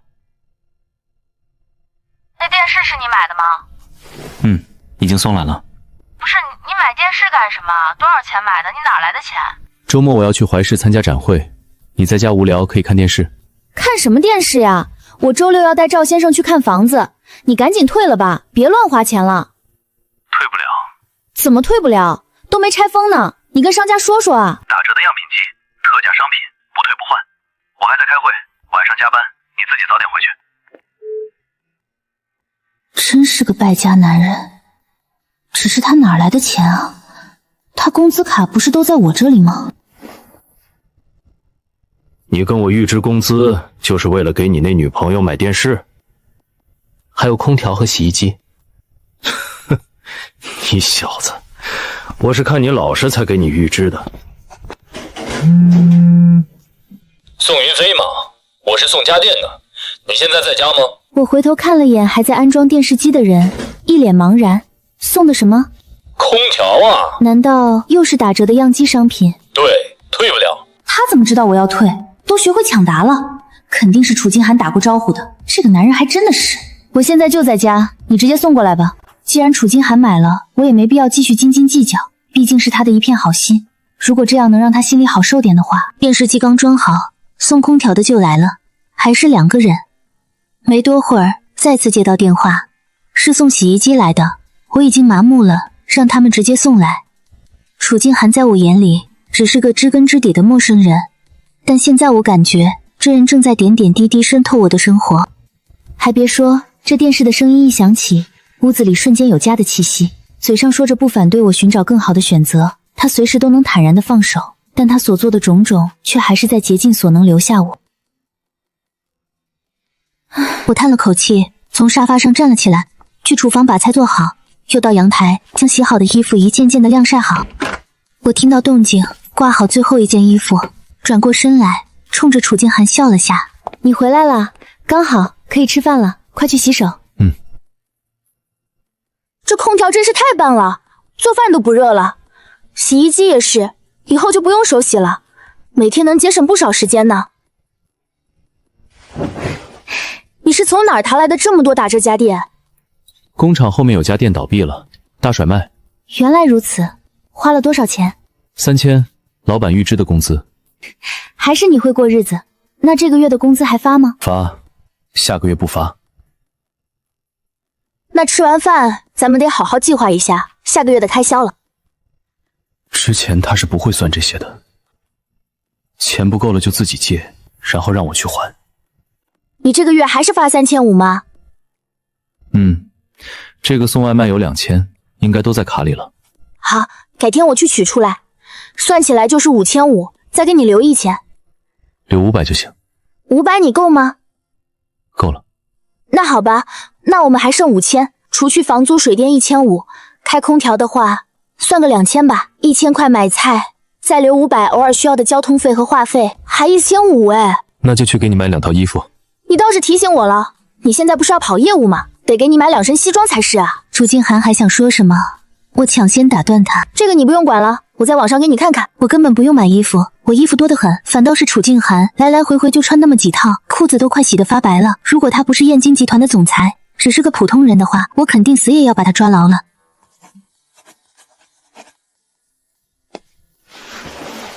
我先去洗澡了。他好像真的变了很多。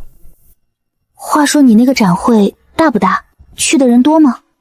不算小，国际展会，业内不少公司应该都会去。听到还是国际展会，我更紧张了。那是不是会有全国各地的人？差不多。我心中忐忑起来。按照原主的性格来说，是肯定不会让他去的，但我却说不出让楚静涵别去的话。公司应该已经安排了，虽说我无理取闹的话，楚静涵也会答应，只不过难做的就是楚静涵了。那我能去吗？你不上班吗？你不是周末去吗？要开几天啊？好像是3天。算上2天周末，请2天假就行了。张涛一般不管请假，打个招呼就行，连请假纸都不用写。你让我去吧，这段时间上班都给我上烦了，天天打电话，天天被骂，我想去散散心。楚静涵垂眸看着我眼巴巴的模样，默了默，到底还是点头了。可以。你真好，那我是直接跟你一块儿去，还是我自己去？都行。你应该是跟你们公司的人一块儿吧？那你先去，等我带赵先生去看了房子就过来，不然让你们公司的人看到了影响不好。那你自己小心点。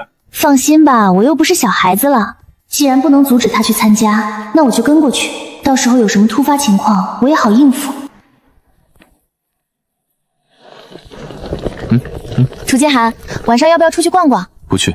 这有条特别有名的古文化街，卖的都是些女孩子喜欢的小玩意儿。你不打算给你女朋友买点礼物？到时候你空手回去，就不怕她不高兴啊？你可以把地址给我，我自己去。可以，没问题。等会儿我就发给你。他不跟我一块儿去，还不能去偶遇吗？他那女朋友根本配不上他，好男人就值得更好的另一半。况且我总觉得这男人是个潜力股，以后肯定能发达。楚静涵找何总拿了车钥匙，提前40分钟出发去了高铁站。我下了高铁后，一出门就看到外面广场站着的男人，立刻欣喜地跑了过去。楚静涵，你怎么还带了个箱子？换洗的衣服啊。我看你早上走得急，什么也没带，我把你的洗漱用品也带来了。楚静涵点点头，把行李箱放进后备箱，领着我上了车，朝酒店去。你把楚静涵看得够紧啊，这都追过来了。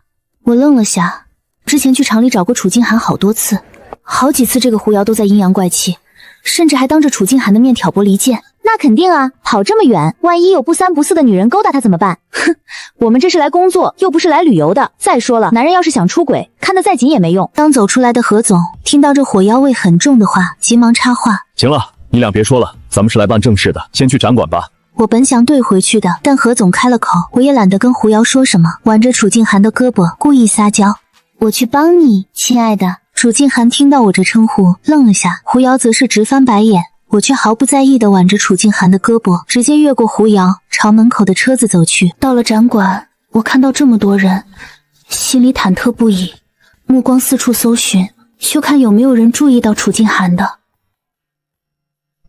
今天的展会结束，我们回酒店休息吧。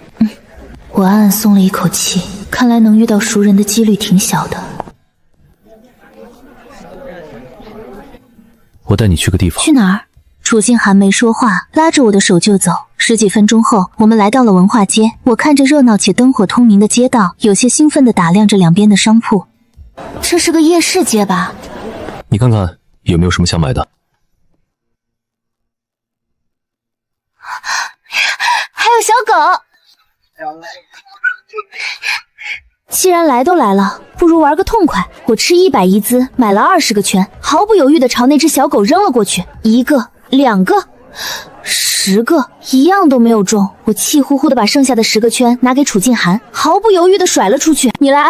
你要哪个？说的我要哪个，你就能套中一样，你随便套吧，能套中什么是什么。楚静涵在场中扫视一圈，朝着那只小狗扔圈，一连8个都没中，有一个中了还掉下来了。他快速地将手里最后一个圈扔出去，那个圈稳稳当当地挂在了狗笼子上面。哇，好厉害啊！这准头好啊！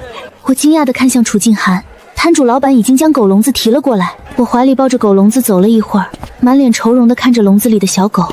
这怎么带回去啊？酒店里不让进吧？楚静涵看着笼子里摇尾巴的小狗，沉默了片刻，指了指不远处的宠物店。宠物店可以寄用。4天就是200元，这下可真成祖宗了。教授，你快跟我来。怎么了？走，去那边。这个该死的王新娟，每次都是她抢我客户。他们在说什么？他说我们缺乏创新。这个臭婆娘。走。说到创新，这不就来了？小楚，你跟这2位先生说说，我们兴隆的做工和用料那是实打实的，不是光靠嘴皮子创新就能比的。2位，我们何总说，真正有能力的商家不屑于贬低对手来竞争，至少在2位没看过我们产品之前，便对我们进行抹黑，这本身就是一种短视且不专业的行为。2个老外的脸色顿时僵住了，看王新娟的眼神也变成了审视。何总，你们厂也就剩这点老本可吃了吧？我看你也真是豁出去了，直接跑到我这里来抢人，这也不符合规矩吧？到底是谁抢人？我跟他们聊得好好的，你跑过来横插一脚，你就有规矩了。2人争吵了起来，突然身后传来一道冰冷的声音：这里发生什么了？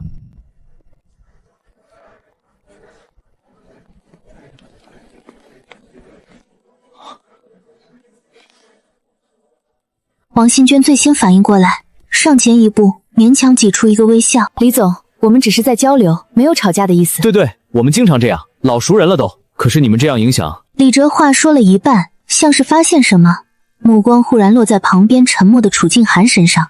咦，楚总，您怎么会在这儿？李哲这句话声音不大，却像一道惊雷，在场每个人心中炸响。能让这位华越副总的人亲自打招呼，还喊楚总，这个男人到底是谁？楚总？不是，这家伙怎么成楚总了？不是吧，真是怕什么来什么，还真有人认出了他。完了，我就不该同意楚静涵来这个展会。楚静涵却是一脸茫然，我是这次展会的负责人李哲，也是华悦集团的副总。前年您在慕尼黑的主题演讲，我就坐在台下，我们还交换了名片，有印象吗？李哲说完，期待地看着楚静涵，希望他能想起自己。但楚静涵短暂的沉默过后，平静地开口：“您认错人了，我只是兴隆制衣厂的业务员，不是您口中的楚总。那敢问阁下贵姓？”楚静涵。你还说不是？名字都一样。哪有长得一样、名字一样的人？他就是我见到的那个楚总。李哲脑子里飞速运转，猜测他是不想搭理自己的原因。难道他在这里有别的目的？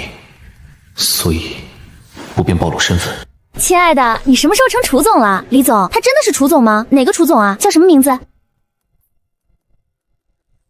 原来如此，还是他们年轻人懂得多。原来是这位楚总在扮猪吃老虎泡妞。不好意思，应该是我认错了。我说的楚总是医者那个楚。哦，那就是认错了，他是楚国的楚。是我眼珠了。楚先生是兴隆制衣厂的吧？这位李总，我姓何，何龙。何总眼光不错，这位小伙子一看就是有能力的人。你们兴隆我也有所耳闻，是老牌的代工厂了，工艺扎实。李总过奖了，过奖了，我们就是踏踏实实做点小生意，比不了大集团，以后还望李总多多关照。李哲笑了笑，目光似有若无的再次扫过楚静涵，最后落在我挽着楚静涵胳膊的手上。年轻人脚踏实地是好事，机会总会青睐有准备的人。你们忙，我就不打扰了。好险，差点就暴露了。何总，我们可以聊一下业务合作。经过李哲来这么横插一脚，他们那个角落的档口竟然人变得多了起来，就连宋云飞都跟着忙了起来，来了一波又一波的客人。小楚，你简直就是我们厂的福星，我决定这次回去给你升职加薪。何总，您打算给他什么职位？现在咱们订单多，后面估计很忙，我决定等那些订单的款到账以后，再开一个车间，就让小楚来负责吧。王乔暗暗地松了口气。何总，那我们呢？我们今天也很累的。你们今天表现都不错，回去给你们发奖金。真是抠门。何总跟你说什么啦？涨了多少工资？1万底薪加提成。才1万啊！我撇了撇嘴，瞬间没了兴趣。他还想让我入股。真的假的？这就让你入股了？这何总也是个人才啊，不知该说他当机立断，还是该说他草率。15%的分红股，他还给我调了提成点。今天我签的订单，如果都定下来的话，应该有个30万的提成。这么多？差不多。太好了，以后你终于不用去送外卖了。等拿到钱，去买套房子怎么样？买房干什么？现在住的房子太破，总是出问题，换个新房子。我一听说买房，心里就开始紧张了起来。我觉得住的挺好的，搬家好麻烦，而且你现在也没多少钱，买了还要装修，怕是不够啊。我会努力的。不是大哥，这不是你努不努力的问题啊。要是买期房，估计还没开始装修，你就该回海市了。要是买现房，装修完再通风，还没住进去，你也差不多该回去了，完全没有必要浪费钱。楚静涵看我脸色纠结，眉头微蹙。你不愿意？我没有不愿意，我的意思是，可以先多攒点钱再买吗？不然太辛苦了。青城的房子不贵，就算只付首付，我现在的工资每个月月供也足够，不会太辛苦。他这么坚持，我再阻拦只怕会让他起疑，只能退而求其次了。那咱们租个好点的房子呢？等以后钱多了再买新房。楚静涵不说话了，就这么直勾勾地看着我。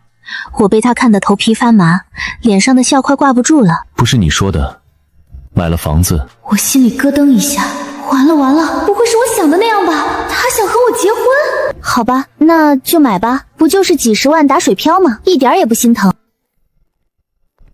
他不会生气了吧？不是，这男人怎么样啊？过了会儿，浴室的水声停了，楚静涵从里面走了出来。你干嘛？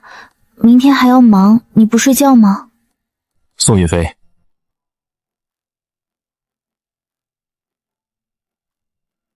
怎么了？你到底在想什么？啊？什么？楚静涵无声地叹了口气，有些许无奈，还有几分怅然。说青梅竹马的是你，说我们感情生活的也是你，说会永远陪着我的还是你。可为什么我感觉你并不是很想和我在一起？所以你到底想干什么？你可以说出来，我还没落魄到需要一个女人因为怜悯勉强自己陪在我身边。我本能的想辩解，想搪塞过去，可对上那双仿佛能洞穿一切的眼睛，所有虚浮的话都卡在了喉咙里。我沉默良久，才缓缓开口，甩锅给他。最开始不想和我在一起的，不是你吗？你怎么看出来的？他似乎从未表现出不想和原主在一起。若是此刻坐在这里的是原主，想必一定高兴坏了。但我不是，我知道最后的结局，就像一把悬在头上的刀，我不敢，也不能和楚静涵在一起。你是在因为这件事跟我赌气？我望着他深邃的眼睛，顿时紧张的不知所措起来。我脑海里不断闪过自己凄惨的结局，我害怕楚静涵恢复记忆之后的模样，却又沉沦在此刻的柔情之中。你害怕？楚静涵沉默了一会儿，翻身下了床。睡觉吧。我只是还没准备好，我现在还没有勇气去面对书里的结局。一旦有了肌肤之亲，那不就走上原主的老路了吗？至少在兜里没钱的时候，我是真怕，到时候连跑都不知道往哪里跑。我明白，两个人在一起，不是非要用这种事才能证明什么。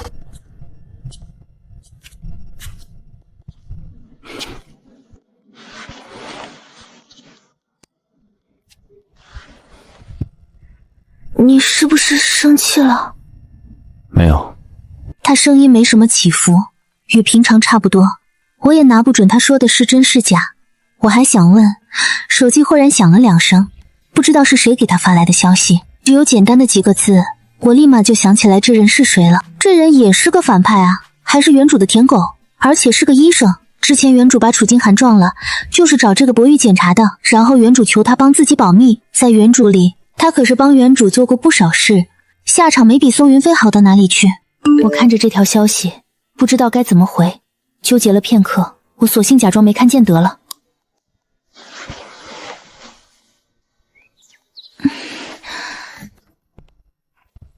过来吃饭。哦，我今天仔细想了想，买房子去我们店买，我还能拿提成呢。怎么突然改变主意了？我也没有不想买，昨晚我就是觉得买房子太贵了，想等稳定一点再说。谁知道你误会了，青城这地方也不是很好，要是找个地方安顿的话，肯定得选个山清水秀的地方。那你想去哪儿？我也不知道，不过你想留在青城的话，在这里买房子也行。我其实就是想打消他买房的念头，不然这次敷衍过去了，下次再赚到钱他还是想买房咋办？那就先不买了，买辆车吧，你上班也方便。这个可以。打消了楚静涵买房的念头，我也松了口气。吃完饭后，楚静涵去了卫生间，我坐在沙发上正刷着手机视频，忽然有个人加我。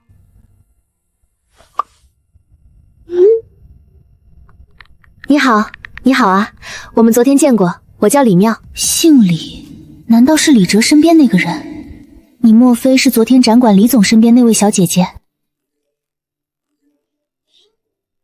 这人在哪儿加的我？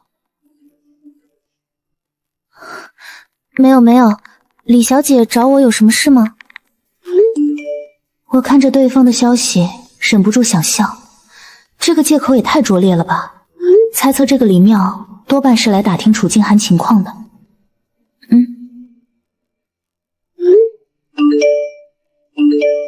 这是要给我凑业绩吗？好呀，那你到时候来了联系我。有钱人送礼都这么委婉，我好想说可以直接送钱的。楚静涵洗完澡出来，就看见我捧着手机傻笑。还没等楚静涵开口，我手机响了。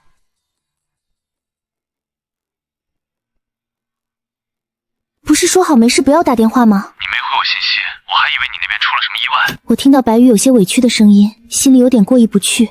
为了不露馅，也只能继续说谎。我这2天太忙了，没时间看手机。你微信名怎么回事？你去卖房子了？你打电话就是要问这个呀？不是，就是看到了问问。我是要跟你说，楚家最近查到我身上了，我感觉事情要暴露了。小鱼，我看你还是停手吧，告诉楚静涵真相，说不定主动坦白还能获得谅解。我要是早穿越半年，不用博宇提醒，我肯定毫不犹豫坦白。可现在都骗了半年了，坦白就等于找死。况且我是知道剧情的，原主孩子都有了，楚静涵都能狠心打掉，更别说现在了。已经晚了，拜托你，能隐瞒多久是多久吧。是我连累了你，如果他们真的查出来，你就说是我威胁你这么做的，一切推到我身上就行。哎，你这是何必呢？我也想问原主何必呢？百鱼不也挺优秀的吗？这原主为啥非得死磕楚静涵啊？好了，我先不跟你说了。来业绩了。我一对视上他的目光，就一阵心虚，勉强挤出一个笑容来。那个赵太太问我房子的事儿，早点睡觉吧，明天不是还要开车吗？我想强装睡觉，忽然有只手搭在了我的腰上。昨晚是太过突然，你才害怕吗？我心底一紧，一时间竟不知道他想干嘛。昨晚不是说不用做那种事来证明两人的关系吗？你怎么又突然问这个？随便问问，只是想了解下，你不用多想。就我们两人这姿势，谁能不多想啊？睡吧。不是大哥，你说睡就睡，你倒是把手收回去啊！我心里虽然咆哮叨着，但却不敢说出来，只能咬着牙闭上眼，继续装睡。累死我了。如果再多个小孩的吸呼声，这个家就更有温度了。先喝杯水休息一下吧。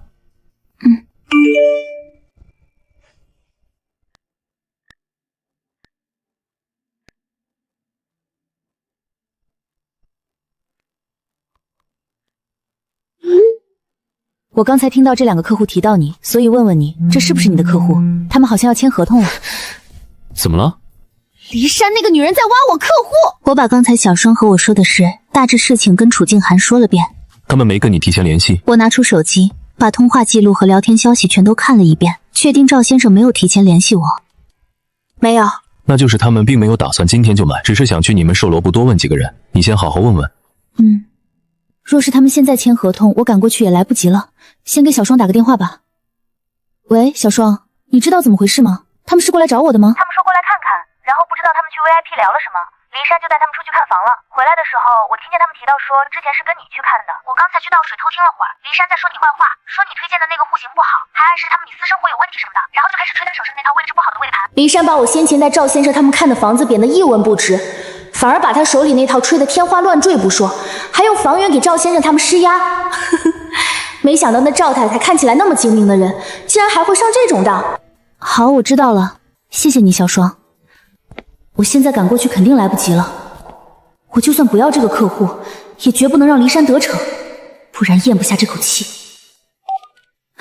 李姐，不好意思，打扰了。什么事？是这样，骊山把我客户带去春天小区看那套尾盘，套房的情况你也知道，近2年都没有成交记录了，而且楼层更好的房源，中介挂价比他推的这套低5%。这和我有什么关系？我这不是怕客户吃亏，更不想坏了咱们口碑吗？这两个人看起来可是难缠的主，所以李姐您要是方便，可以稍微去帮我拦一下，只要让他们别签合同就行，我很快就过来。要是这个单子成了，算我们的共同业绩，或者李姐有办法让赵先生夫妇买到更好的房源，这业绩算您的。这两人基本是准客户了，现在只要去打个岔或者抢过来，就能拿到提成。李姐跟骊山本就不对付，我就不信她不动心。电话里沉默了几秒，终于听到李姐的声音：行，我知道了，你尽快过来吧。看来李姐还不想跟骊山彻底撕破脸皮，或者说不想为了这点提成被我当枪使，只想坐收渔利。我先去售楼部了，你自己先吃饭，不用管我。我送你去。你不用去厂里吗？已经跟何总请假了。行吧。你先回去，不用等我了，我忙完自己回去。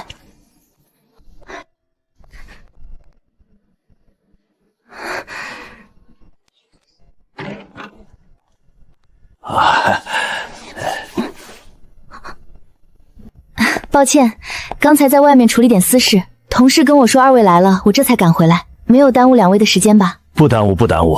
赵先生话还没说完，就被身边的赵太太掐了一把。刚才骊山说我的坏话，赵太太对我多了几分厌恶。不耽误，我们正好在看黎经理推荐的这套房子呢，我们还挺满意的。骊山姐是我们这儿的资深顾问，对房源情况最了解不过了，她认为好的，那肯定是经过深思熟虑的。骊山姐，谢谢你帮我接待客户，后续的签约流程就由我来完成吧。骊山姐帮我这么大的忙，回头我请你吃饭。骊山的脸色瞬间变得铁青，我辛辛苦苦抢来的客户就这么飞了，你什么意思？就是字面意思啊。骊山姐难道不是在帮我吗？我想起来这个楼盘还有资料忘了拿，要不你跟我一起去拿？赵太太不是说了很满意吗？我看资料差不多都在这儿了，就别再那么麻烦了吧。你，骊山气得拳头捏得咯咯作响，他瞪着我，直接就把心里话说出来了。这客户是我接待的，房子是我推荐的，什么叫后面由你来完成？赵先生尴尬的想走，赵太太则是拉着他不让走。骊山姐，你怎么这么说？赵先生、赵太太本来就是我的客户啊，系统里白纸黑字写着呢。你只是在我暂时不在的时候帮忙介绍一下而已。我现在回来了，自然该由我继续服务呀。再说这套房子能入二位的眼，说明它本身条件确实不错。我们内部谁来做后续服务，不都是为了客户满意吗？我就是你不在才趁机抢客户，不是说这女人请了4天假吗？到底是谁给她泄密的？骊山以前也没少抢新人的客户，但没想到我这么牙尖嘴利。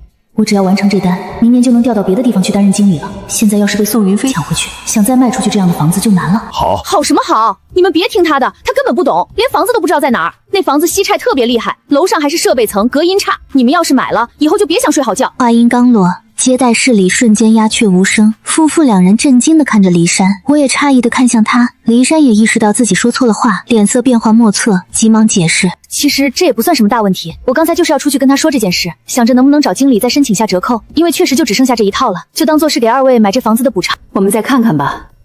我没有阻拦，接触这么几次，我清楚赵太太是什么脾气，这2人估计是不会再相信我们了。黄了就黄了，大家都别要了。雨山，你脑子是不是有包？不仅抢同事客户就算了，竟然在客户面前信口开河，暴露房子的缺陷，把客户气走，有你这么干的吗？你干了这么多年，都干到狗肚子里去了，怎么会犯这样低级的错误？我抢客户在先，又在客户面前胡说八道，我都想不通，怎么会犯这种低级错误？宋云飞做的没有问题，在骊山给客户推荐其他楼盘的时候，并没有拆台，也就是在接待室里跟骊山抢客户而已。他是在维护自己的利益，公司向来是奖惩分明，骊山的行为违反了公司规定，按照制度扣除1个月绩效与奖金，并进行内部通报，既是对他本人的警示，也是提醒大家坚守底线。骊山不仅丢了单子，还丢了脸，他看我的眼神都像是有什么血海深仇。抱歉，李姐，我没想到会是这个结果。李姐看到骊山吃瘪丢脸，难得给了我一个笑脸。你很不错，以后前途无量。我不知道李姐是在夸我，还是在阴阳我，但这都不重要。跟他客套了2句，我便离开了售楼部。这家伙不是让他先走吗？一直傻站在那里，他不热吗？这么热的天，你怎么站在这儿啊？不是还没吃饭吗？那咱们回去做饭。事情解决了吗？解决了，把客户气跑了。跑了你还这么高兴？总比被人抢去了好吧？而且那个骊山也被处罚了，我当然高兴啊。那你在公司里小心点儿。我知道，放心吧。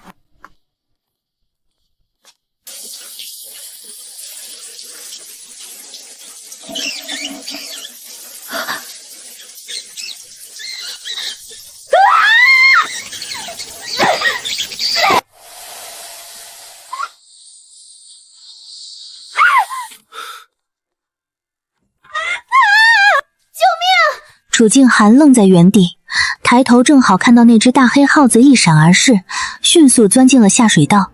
楚静涵低头看着挂在自己身上的人，怎么了？有只大耗子，好大，你看到没有？我死死搂着楚静涵的脖子，脸埋在她的颈窝，头发上的水尽数渗入楚静涵的衬衫。看见了。那你快去打死他啊！你这样抱着我，我怎么打？我浑身僵硬，像八爪鱼般挂在楚静涵的身上，一动不敢动。一股诡异又尴尬的气氛在空气中蔓延，我感觉自己的脸、耳朵、脖子，甚至全身的皮肤都在瞬间烧了起来。最后我羞赧地闭上眼，尴尬死了，干脆找个洞钻进去得了。上次你见到耗子，怎么没这么大的反应？我惊得顷刻间抬起头，正好看到楚静涵眼底转瞬即逝的笑意。你不打算下来吗？我只感觉脸颊越来越烫，刚想要松开紧紧抱着楚静涵的手，下一秒楚静涵吻住了我。我感觉脑子很乱，每次沉溺其中时，脑海里就会不受控制浮现出自己最后的结局。我不想走原主的路，可这该死的男人太勾引人了。楚静涵忽然睁开了眼，对上了我茫然无措的视线。老鼠跑了，我去看看下水道。我换上睡衣，刚准备躺下，楚静涵便从洗手间里走了出来。他平时都恨不得把全身裹上衣服，现在这样一定是故意的，一定是。你头发没干，起来吹干再睡。已经干了。没干。你故意的是不是？我帮你把头发吹干。你刚才为什么亲我？吹风机的声音停了，房间里安静下来，我仿佛能听到自己的心跳声。我是个男人，所以只因为我是个女人，刚才换做任何一个人，你都会那样做。楚静涵沉默了几秒，盯着我眼中刚刚燃起的小火毫熄灭，他脸上也有一丝茫然闪过。不会，因为你是我女朋友，你为什么会问这种问题？没什么。睡吧。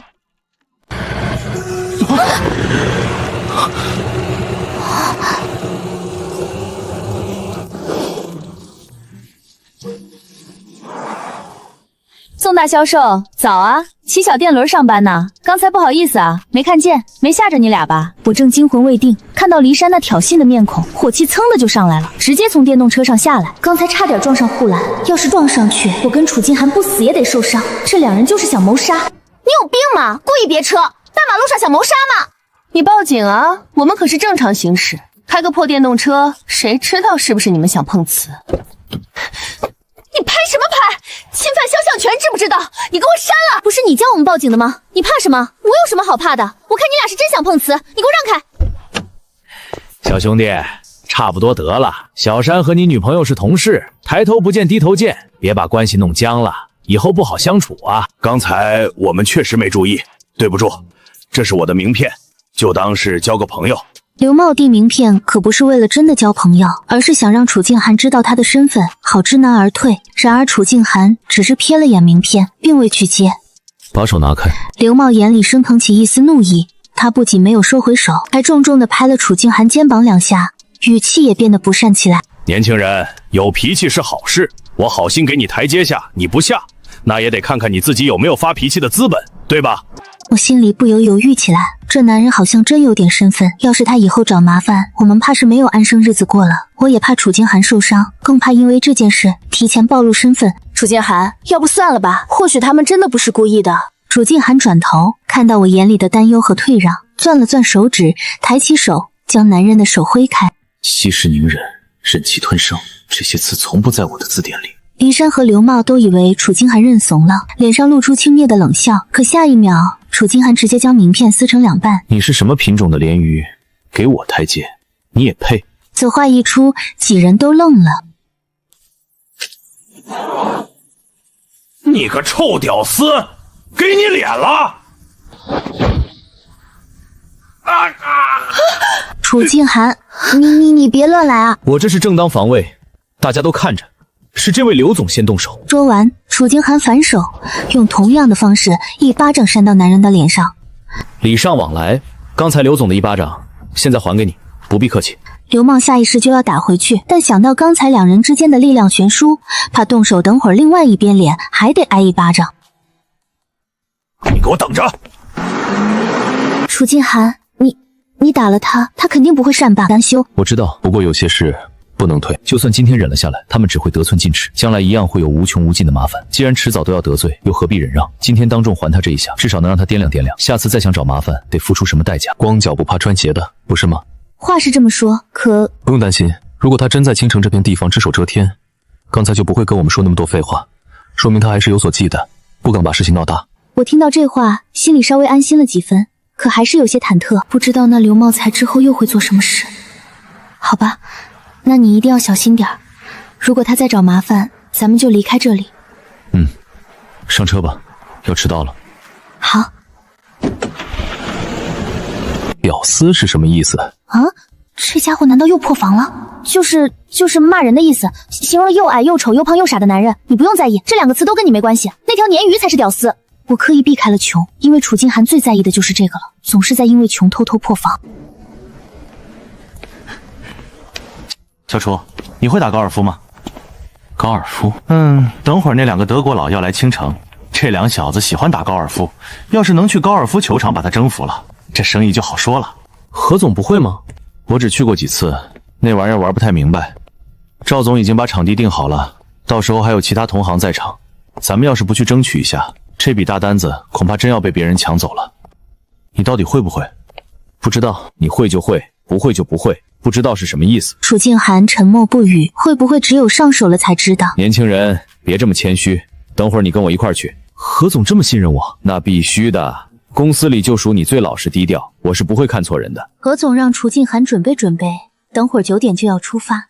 楚静涵忽然问了句：何总，你知道刘茂吗？顺达建材的，见过2次，你打听他干什么？没什么。你摊上事儿了？怎么这么问？你这脾气我还不了解，连我这个老板都不放在眼里。你打听他，总不能是想跳槽吧？你呀，不是我说你，这脾气是真得改改。有些事儿不要那么死脑筋，否则吃亏的是自己。这人活着就是得学会看人下菜碟，该硬的时候硬，该软的时候就得软。那脸面值几个钱，能当饭吃吗？该低头时低个头，不丢人。何总叹着气，一看他面无表情的模样，就知道自己是在对牛弹琴。何总也懒得劝了。你干什么惹着他了？没什么。算了，你收拾收拾，等会儿跟我去高尔夫球场。坐在窗户边的那个人叫封天豪，就是跟刘茂合伙开公司的。这家高尔夫球场也是他开的。之前我们在展会上见过的华悦李总是他舅舅。李哲的外甥？对，亲外甥。刘茂跟他是大学同学，傍上这条大腿，在青城的建材和土方工程这块，确实没人敢轻易招惹。你惹了刘茂就算了，这个人你可千万不能去招惹，听到没？多谢提醒。这家伙又找我干什么？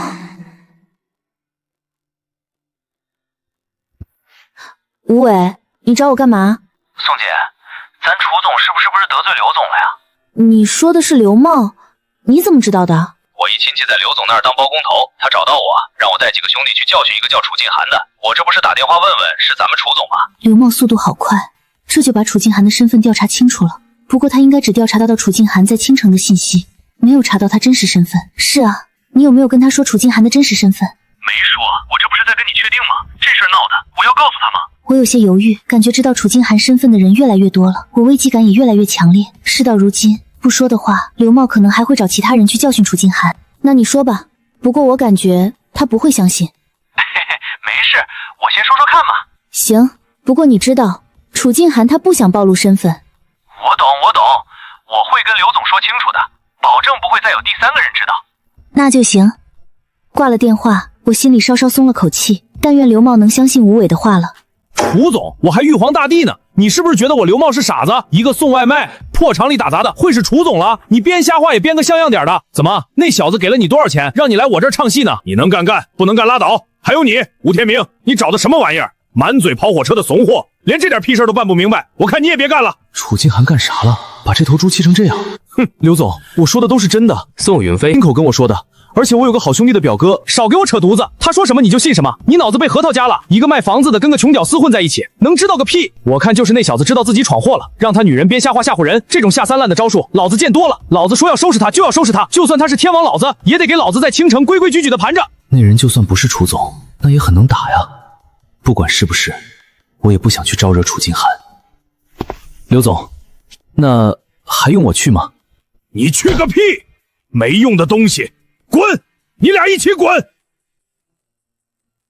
吴伟把刚才的事都给我说了一遍后，还不忘提醒着：宋姐，你提醒楚总让他小心点吧。那刘茂不信，肯定又找了别的人去教训楚总。好，我知道了，我会提醒他的，谢谢你。不用，分内之事，你可别忘了在楚总面前跟我说说好话啊。放心吧。我挂断电话，想到楚静涵，急忙给他打了电话过去。楚静涵，你可要小心点，没事别去什么偏僻的地方，刘茂找了人教训你。你怎么知道？吴伟告诉我的，刘茂才找了吴伟，吴伟没干，后面不知道会找谁。你和那个姓吴的什么时候关系这么好了？啊！我懵了一下，很快又反应过来。不是，我跟你说正事儿呢。我说的也是正事。我一时间无语了。这男人关注点怎么这么奇怪？他难道不是应该先担心自身的安危吗？他不会又在怀疑我跟吴伟有什么吧？电话里沉默了好一会儿，楚静涵那边隐隐传来何总的声音：小楚，别打电话了，你过来打一杆。好了，我知道了，会小心的，先挂了。我看着被挂断的电话，有些哭笑不得。真是皇帝不急太监急。刘茂能查到楚静涵，肯定也能查到我们住在哪儿。要是有人直接找上门，我一个人在家害怕。因为楚静涵说了她要出去应酬，所以我就没给她打电话，只一个人蹲在小电楼旁边玩手机。不一会儿，陆陆续续有人下班走了出来，我抬头便看到身形颀长男人站在跟前。你怎么会在这儿？我闲着没事，给你送雨衣，感觉等下回有场大雨。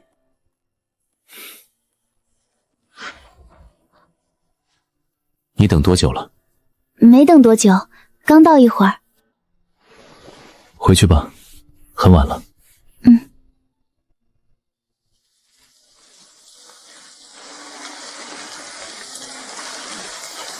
下雨了，你先停一下，把雨衣拿来。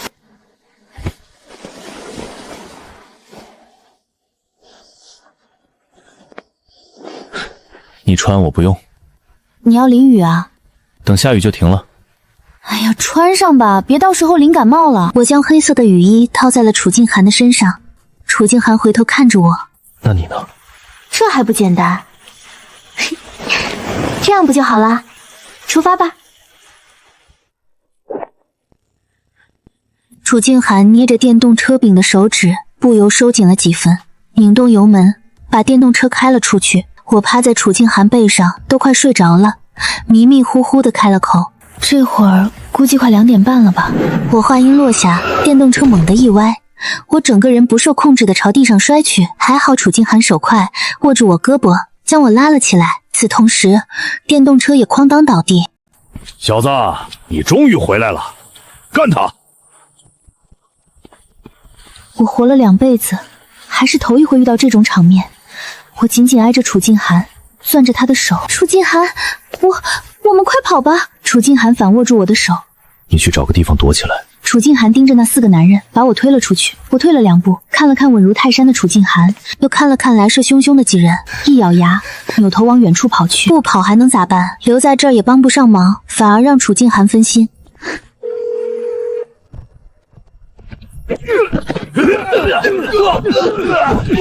错了，哥，别打了！谁叫你们来的？兄弟，误会，真是误会。是吗？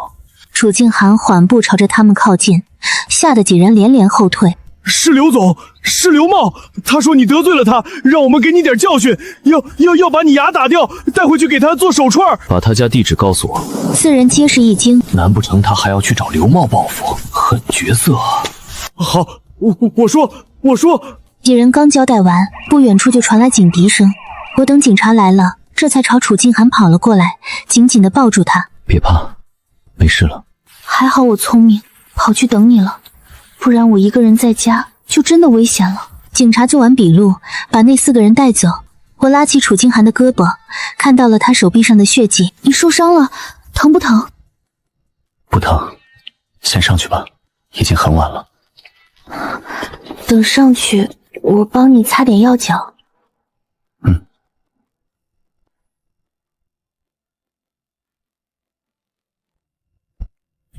你坐在那儿干嘛？不睡觉吗？不困。不困？你是因为刚才的事吧？其实我也不怎么困，反而还有点饿了。你吃泡面吗？我看着楚静涵一副在思索的模样，忍不住有些紧张起来。你怎么不说话？ 没事，不饿。我狐疑地看了他2眼，叹了口气，拿出泡面进了厨房。赶紧趁热吃吧，等会儿凉了就不好吃了。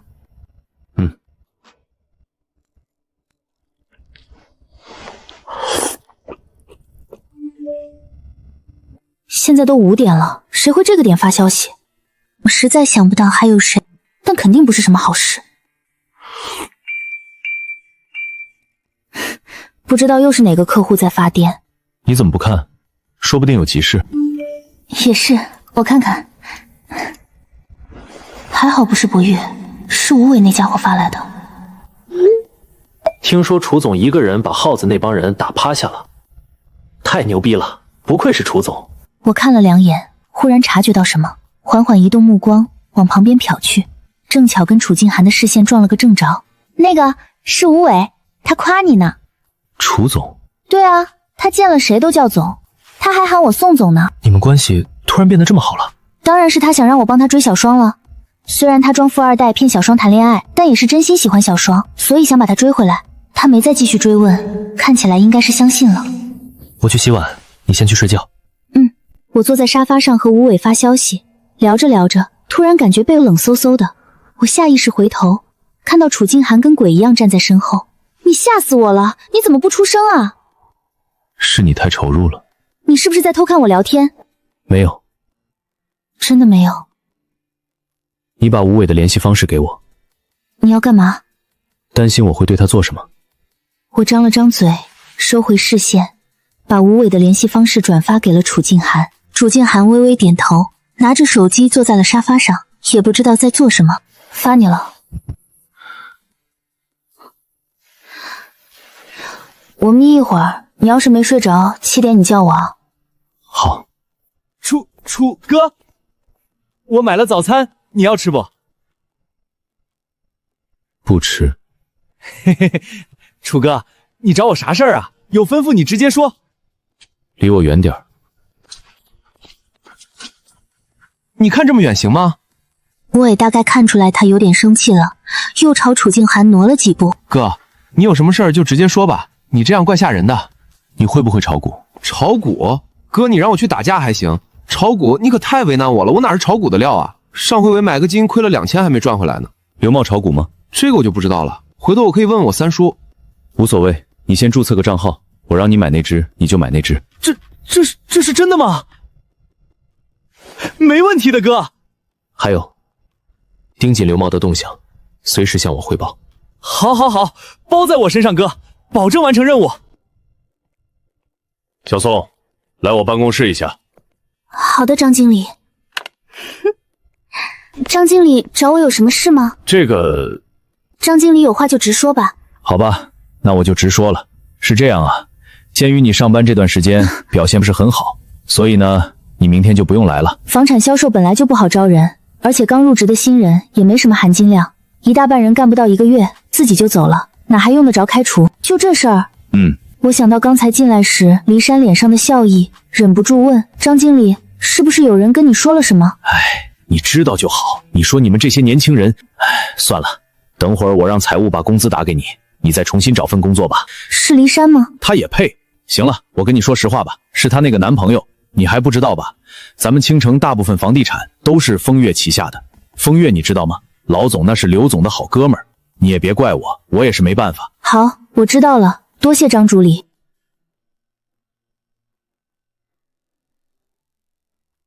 您好，是要看房吗？对，我想买几套房出租用，没别的要求，要大，位置好，交通方便。那您来我们这里算是来对地方了，您的要求我们都能满足。您这边请，我来给您介绍。怎么就让他抢先了？怎么没见到宋允飞？让他来给我推荐。刚好路过的张涛闻言停了下来。谁？宋允飞啊，他不是在这里上班吗？我之前就联系过他了，他是还没来上班吗？我前脚刚把人开除，后脚就来这么大个客户，还点名要找宋云飞，这死丫头不早说。短暂的尴尬之后，张涛抬手一挥，将骊山推到一边去，露出一个谄媚的笑容，抢先开口：小宋啊，他出去拜访客户了，还没回来呢，我这就去打电话喊他回来，不知女士怎么称呼？我叫李妙，你就直接跟他说，他知道的。好的，李小姐先去 VIP 室内歇会儿，我去给小宋打电话。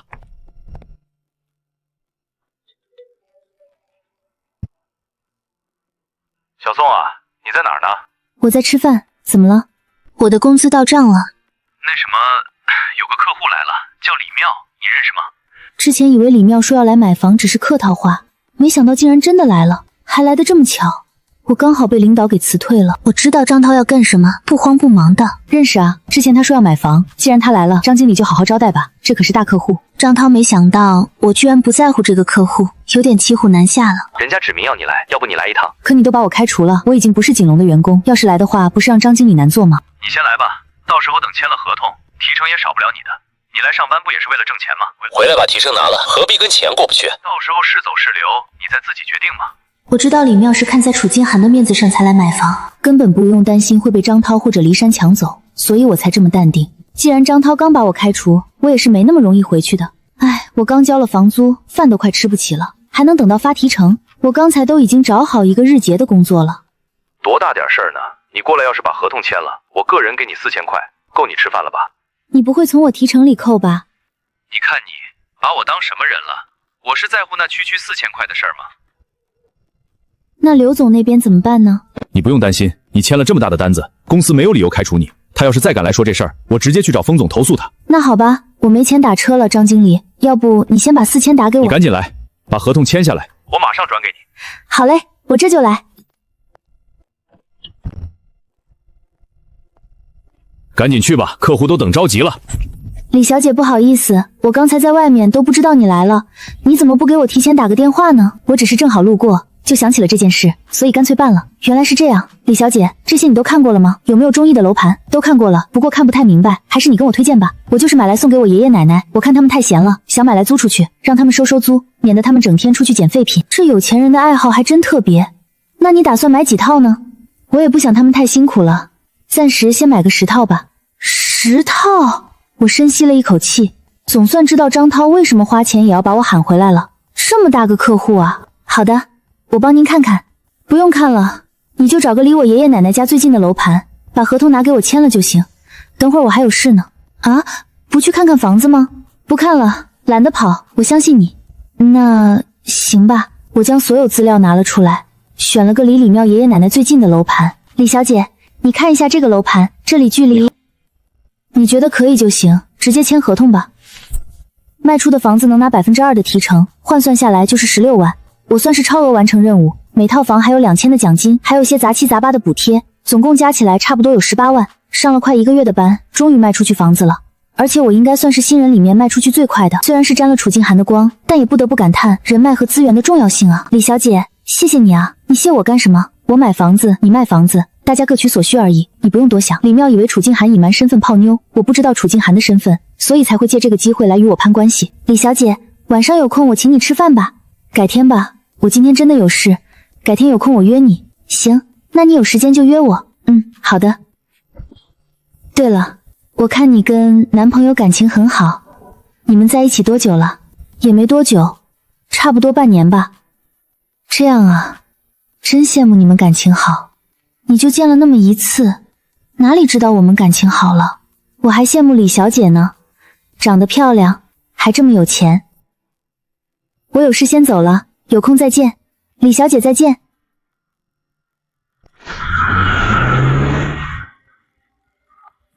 喂，楚静涵，我赚到钱了，晚上你早点回来啊，我要狠狠庆祝一下。你有没想吃的？我都行。那好吧，我就随便买了，记得早点回来哟。好。你回来的挺早嘛，我还没做好呢。有需要我帮忙的吗？不用，我都准备好了。你尝尝看。这是什么？毒药，毒死你。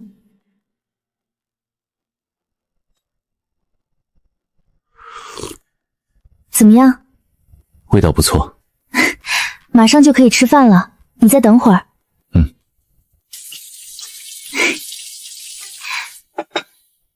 一辈子这样下去，似乎也挺不错的。何总，怎么了？出事了，楼上那间我们谈好准备租下来的厂房，别人不租了，怎么回事？之前谈的好好的，马上就签合同了，结果那业主突然变卦，宁愿赔点定金也不租了。我怀疑是有人搞鬼。而且咱们现在这个车间不是还有2个月到期吗？刚才招商办的也跟我打电话说不会续约了。咱们这刚签了这么多单子，现在出了这事儿，要是突然搬厂，恐怕会延误交货日期啊。你有什么想法没？何总心里应该已经猜到了搞鬼的人是谁，所以何总有什么想法？何总心里怎么想的，大可直说。小楚，我这不是喊你来想办法吗？也不知道你跟那刘茂有什么过节，你先说说你有没有什么解决的办法？无非是我走，刘茂大概率会就此收手，这是最直接、风险最小的选择。何总嘴唇动了动，没吭声，显然这也是他内心权衡的选项之一。当然，如果何总信得过我，可以让我来解决这个问题。不过对何总而言，这个风险很大，无论何总怎么选，我都可以理解。你有办法解决？办法都是人想出来的，这跟放屁有什么区别？5天内，如果我解决不了，我会自己离开。成，就按你说的来。不过你打算怎么办？说说看，让我心里也有个底。青城不是只有这一个工业区，何总就先去看看其他工业区的厂房情况，看有没有合适的。就算到时候没能解决，我即便走了，何总在这个工业区也会被他卡脖子。然后呢？我先去找封总，如果他肯帮忙，就万事大吉；若是他不愿管，我再想其他办法。可是刘茂是封总的心腹，你跟他又没什么交情，他恐怕不会管这件事。试试又无妨。行吧，那你试试。把你知道的刘茂才所有的信息全部告诉我。这我跟他也不是很熟啊。就说你知道的。对了，之前我听一哥们说，风月新开发的楼盘，刘茂想塞批不合格的建材进去，被封总那边的人给顶回来了。那家伙喝多了，在酒桌上发火，把那负责人连封总都给骂了一顿。我哥们那儿还有录音呢，我可以给你要过来。好。表妹这一回来就一口气买了10套房，还是买的自己家楼盘，这是什么新型的投资方式吗？当然，如果投资成功，这点钱至少能翻几百倍。表妹，你不是在跟我说笑吧？当然不是了，难道我会买10套房跟来你开玩笑吗？跟表哥透露透露。不着急，还在等大伯那边的调查结果，现在知道的人越少越好。跟我还卖关子？进来。峰哥，你找我？你最近是不是很闲？啥意思啊，峰哥 ？A 产业区那边有人跟我说，你给那些业主放话，说谁要是敢把厂房租给什么兴隆，就是跟你作对。老刘，你本事什么时候这么大了？刘茂愣了下，旋即很快镇定下来。峰哥，我也不想啊，实在是他们欺人太甚。就因为上次我在路上按喇叭，那小脾气冲的，上来就给我2巴掌。他当着那么多人的面打我，不就是在打峰哥你的脸？这我能忍？我都跟何龙说了，让他开除那小子。何龙那老小子根本不把我的话当回事儿，甚至他还说连峰哥都不放在眼里。我看他是最近接了几笔订单，不知道自己姓什么了，连他们都收拾不了，别人怎么看咱们？以后岂不是人人都能把峰哥你不放在眼里了？兴隆怎么听起来有点耳熟？兴隆，你说的那个业务员叫什么名字？叫什么楚晋涵，甩得跟258万似的。李姐，您甭担心，我铁定把他收拾得服服帖帖。到时候让他跪着来峰哥面前磕头求饶。够了，妙妙，你没事吧？你先出去。刘茂只觉得后背凉飕飕的，不知道自己哪句话说错了，也不敢反驳，点头哈腰的退了出去。表哥，你去给楚静涵道个歉吧。你是说让我去给那个业务员道歉？没错，你不是想知道我为什么买10套房吗？我现在就可以告诉你。你进去吧。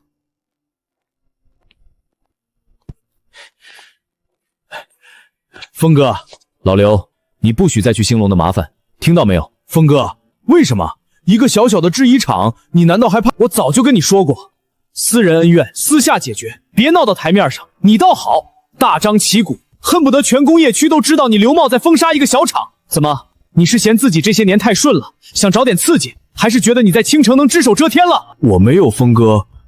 算了，我懒得跟你说，你现在立马给我去兴隆道歉。如果他们不原谅你，你也不用干了。什么？为什么风让我给他道歉？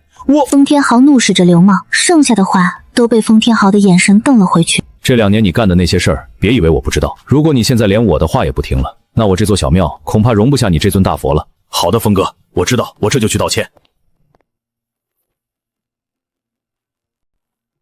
早知道你们下班了，我就明天来了。刘总，您怎么不提前打个招呼，让您久等了，实在是不好意思。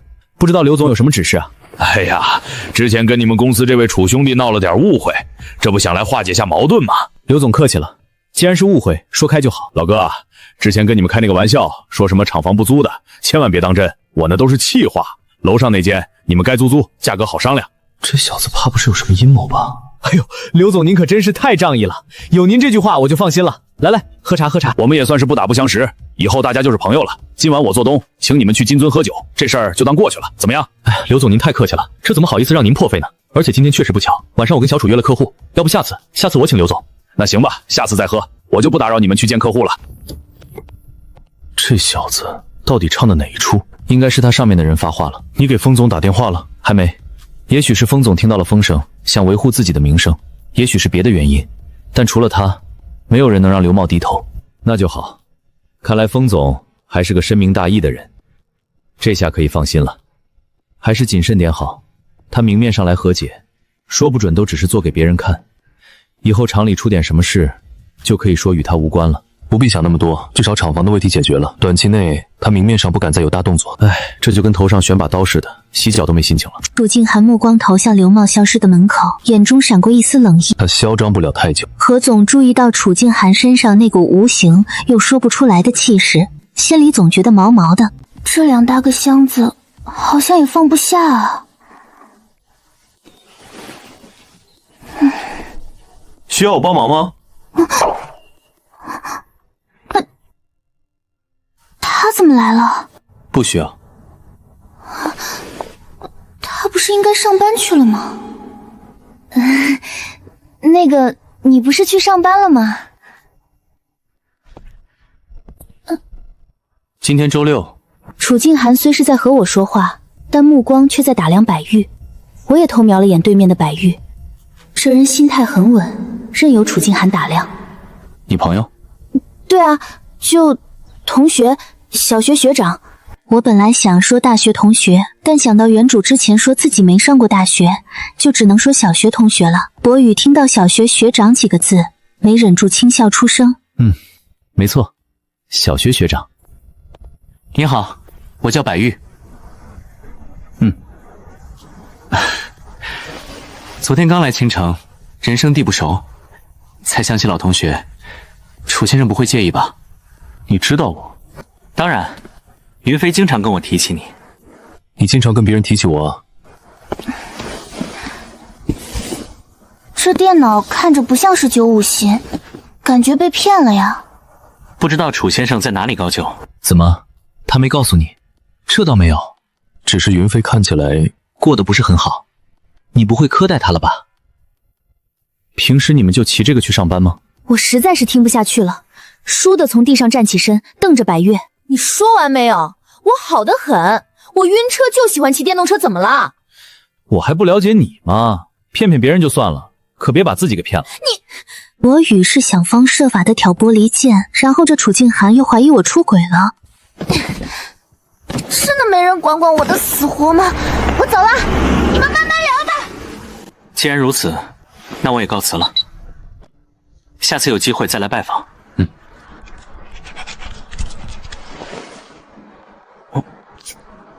楚先生还真是热情好客，下次你来还可以更热情。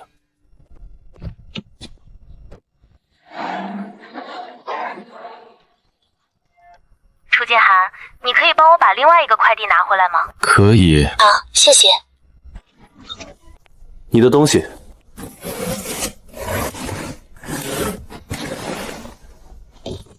谢谢。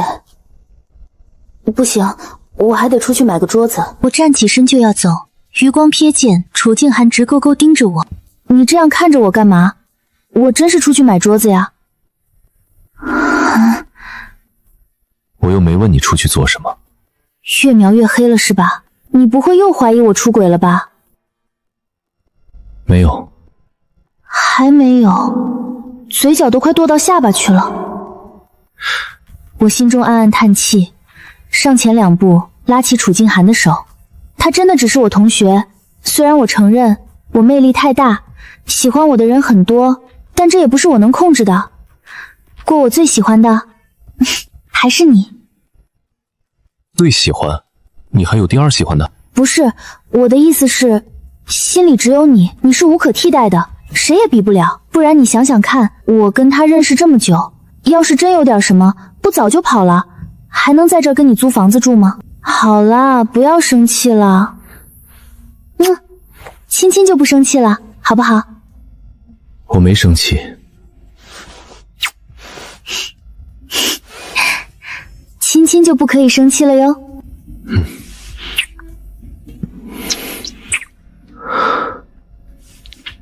不管了，不管了，先好好享受眼前最真实的一切。至于其他的，走一步算一步好了。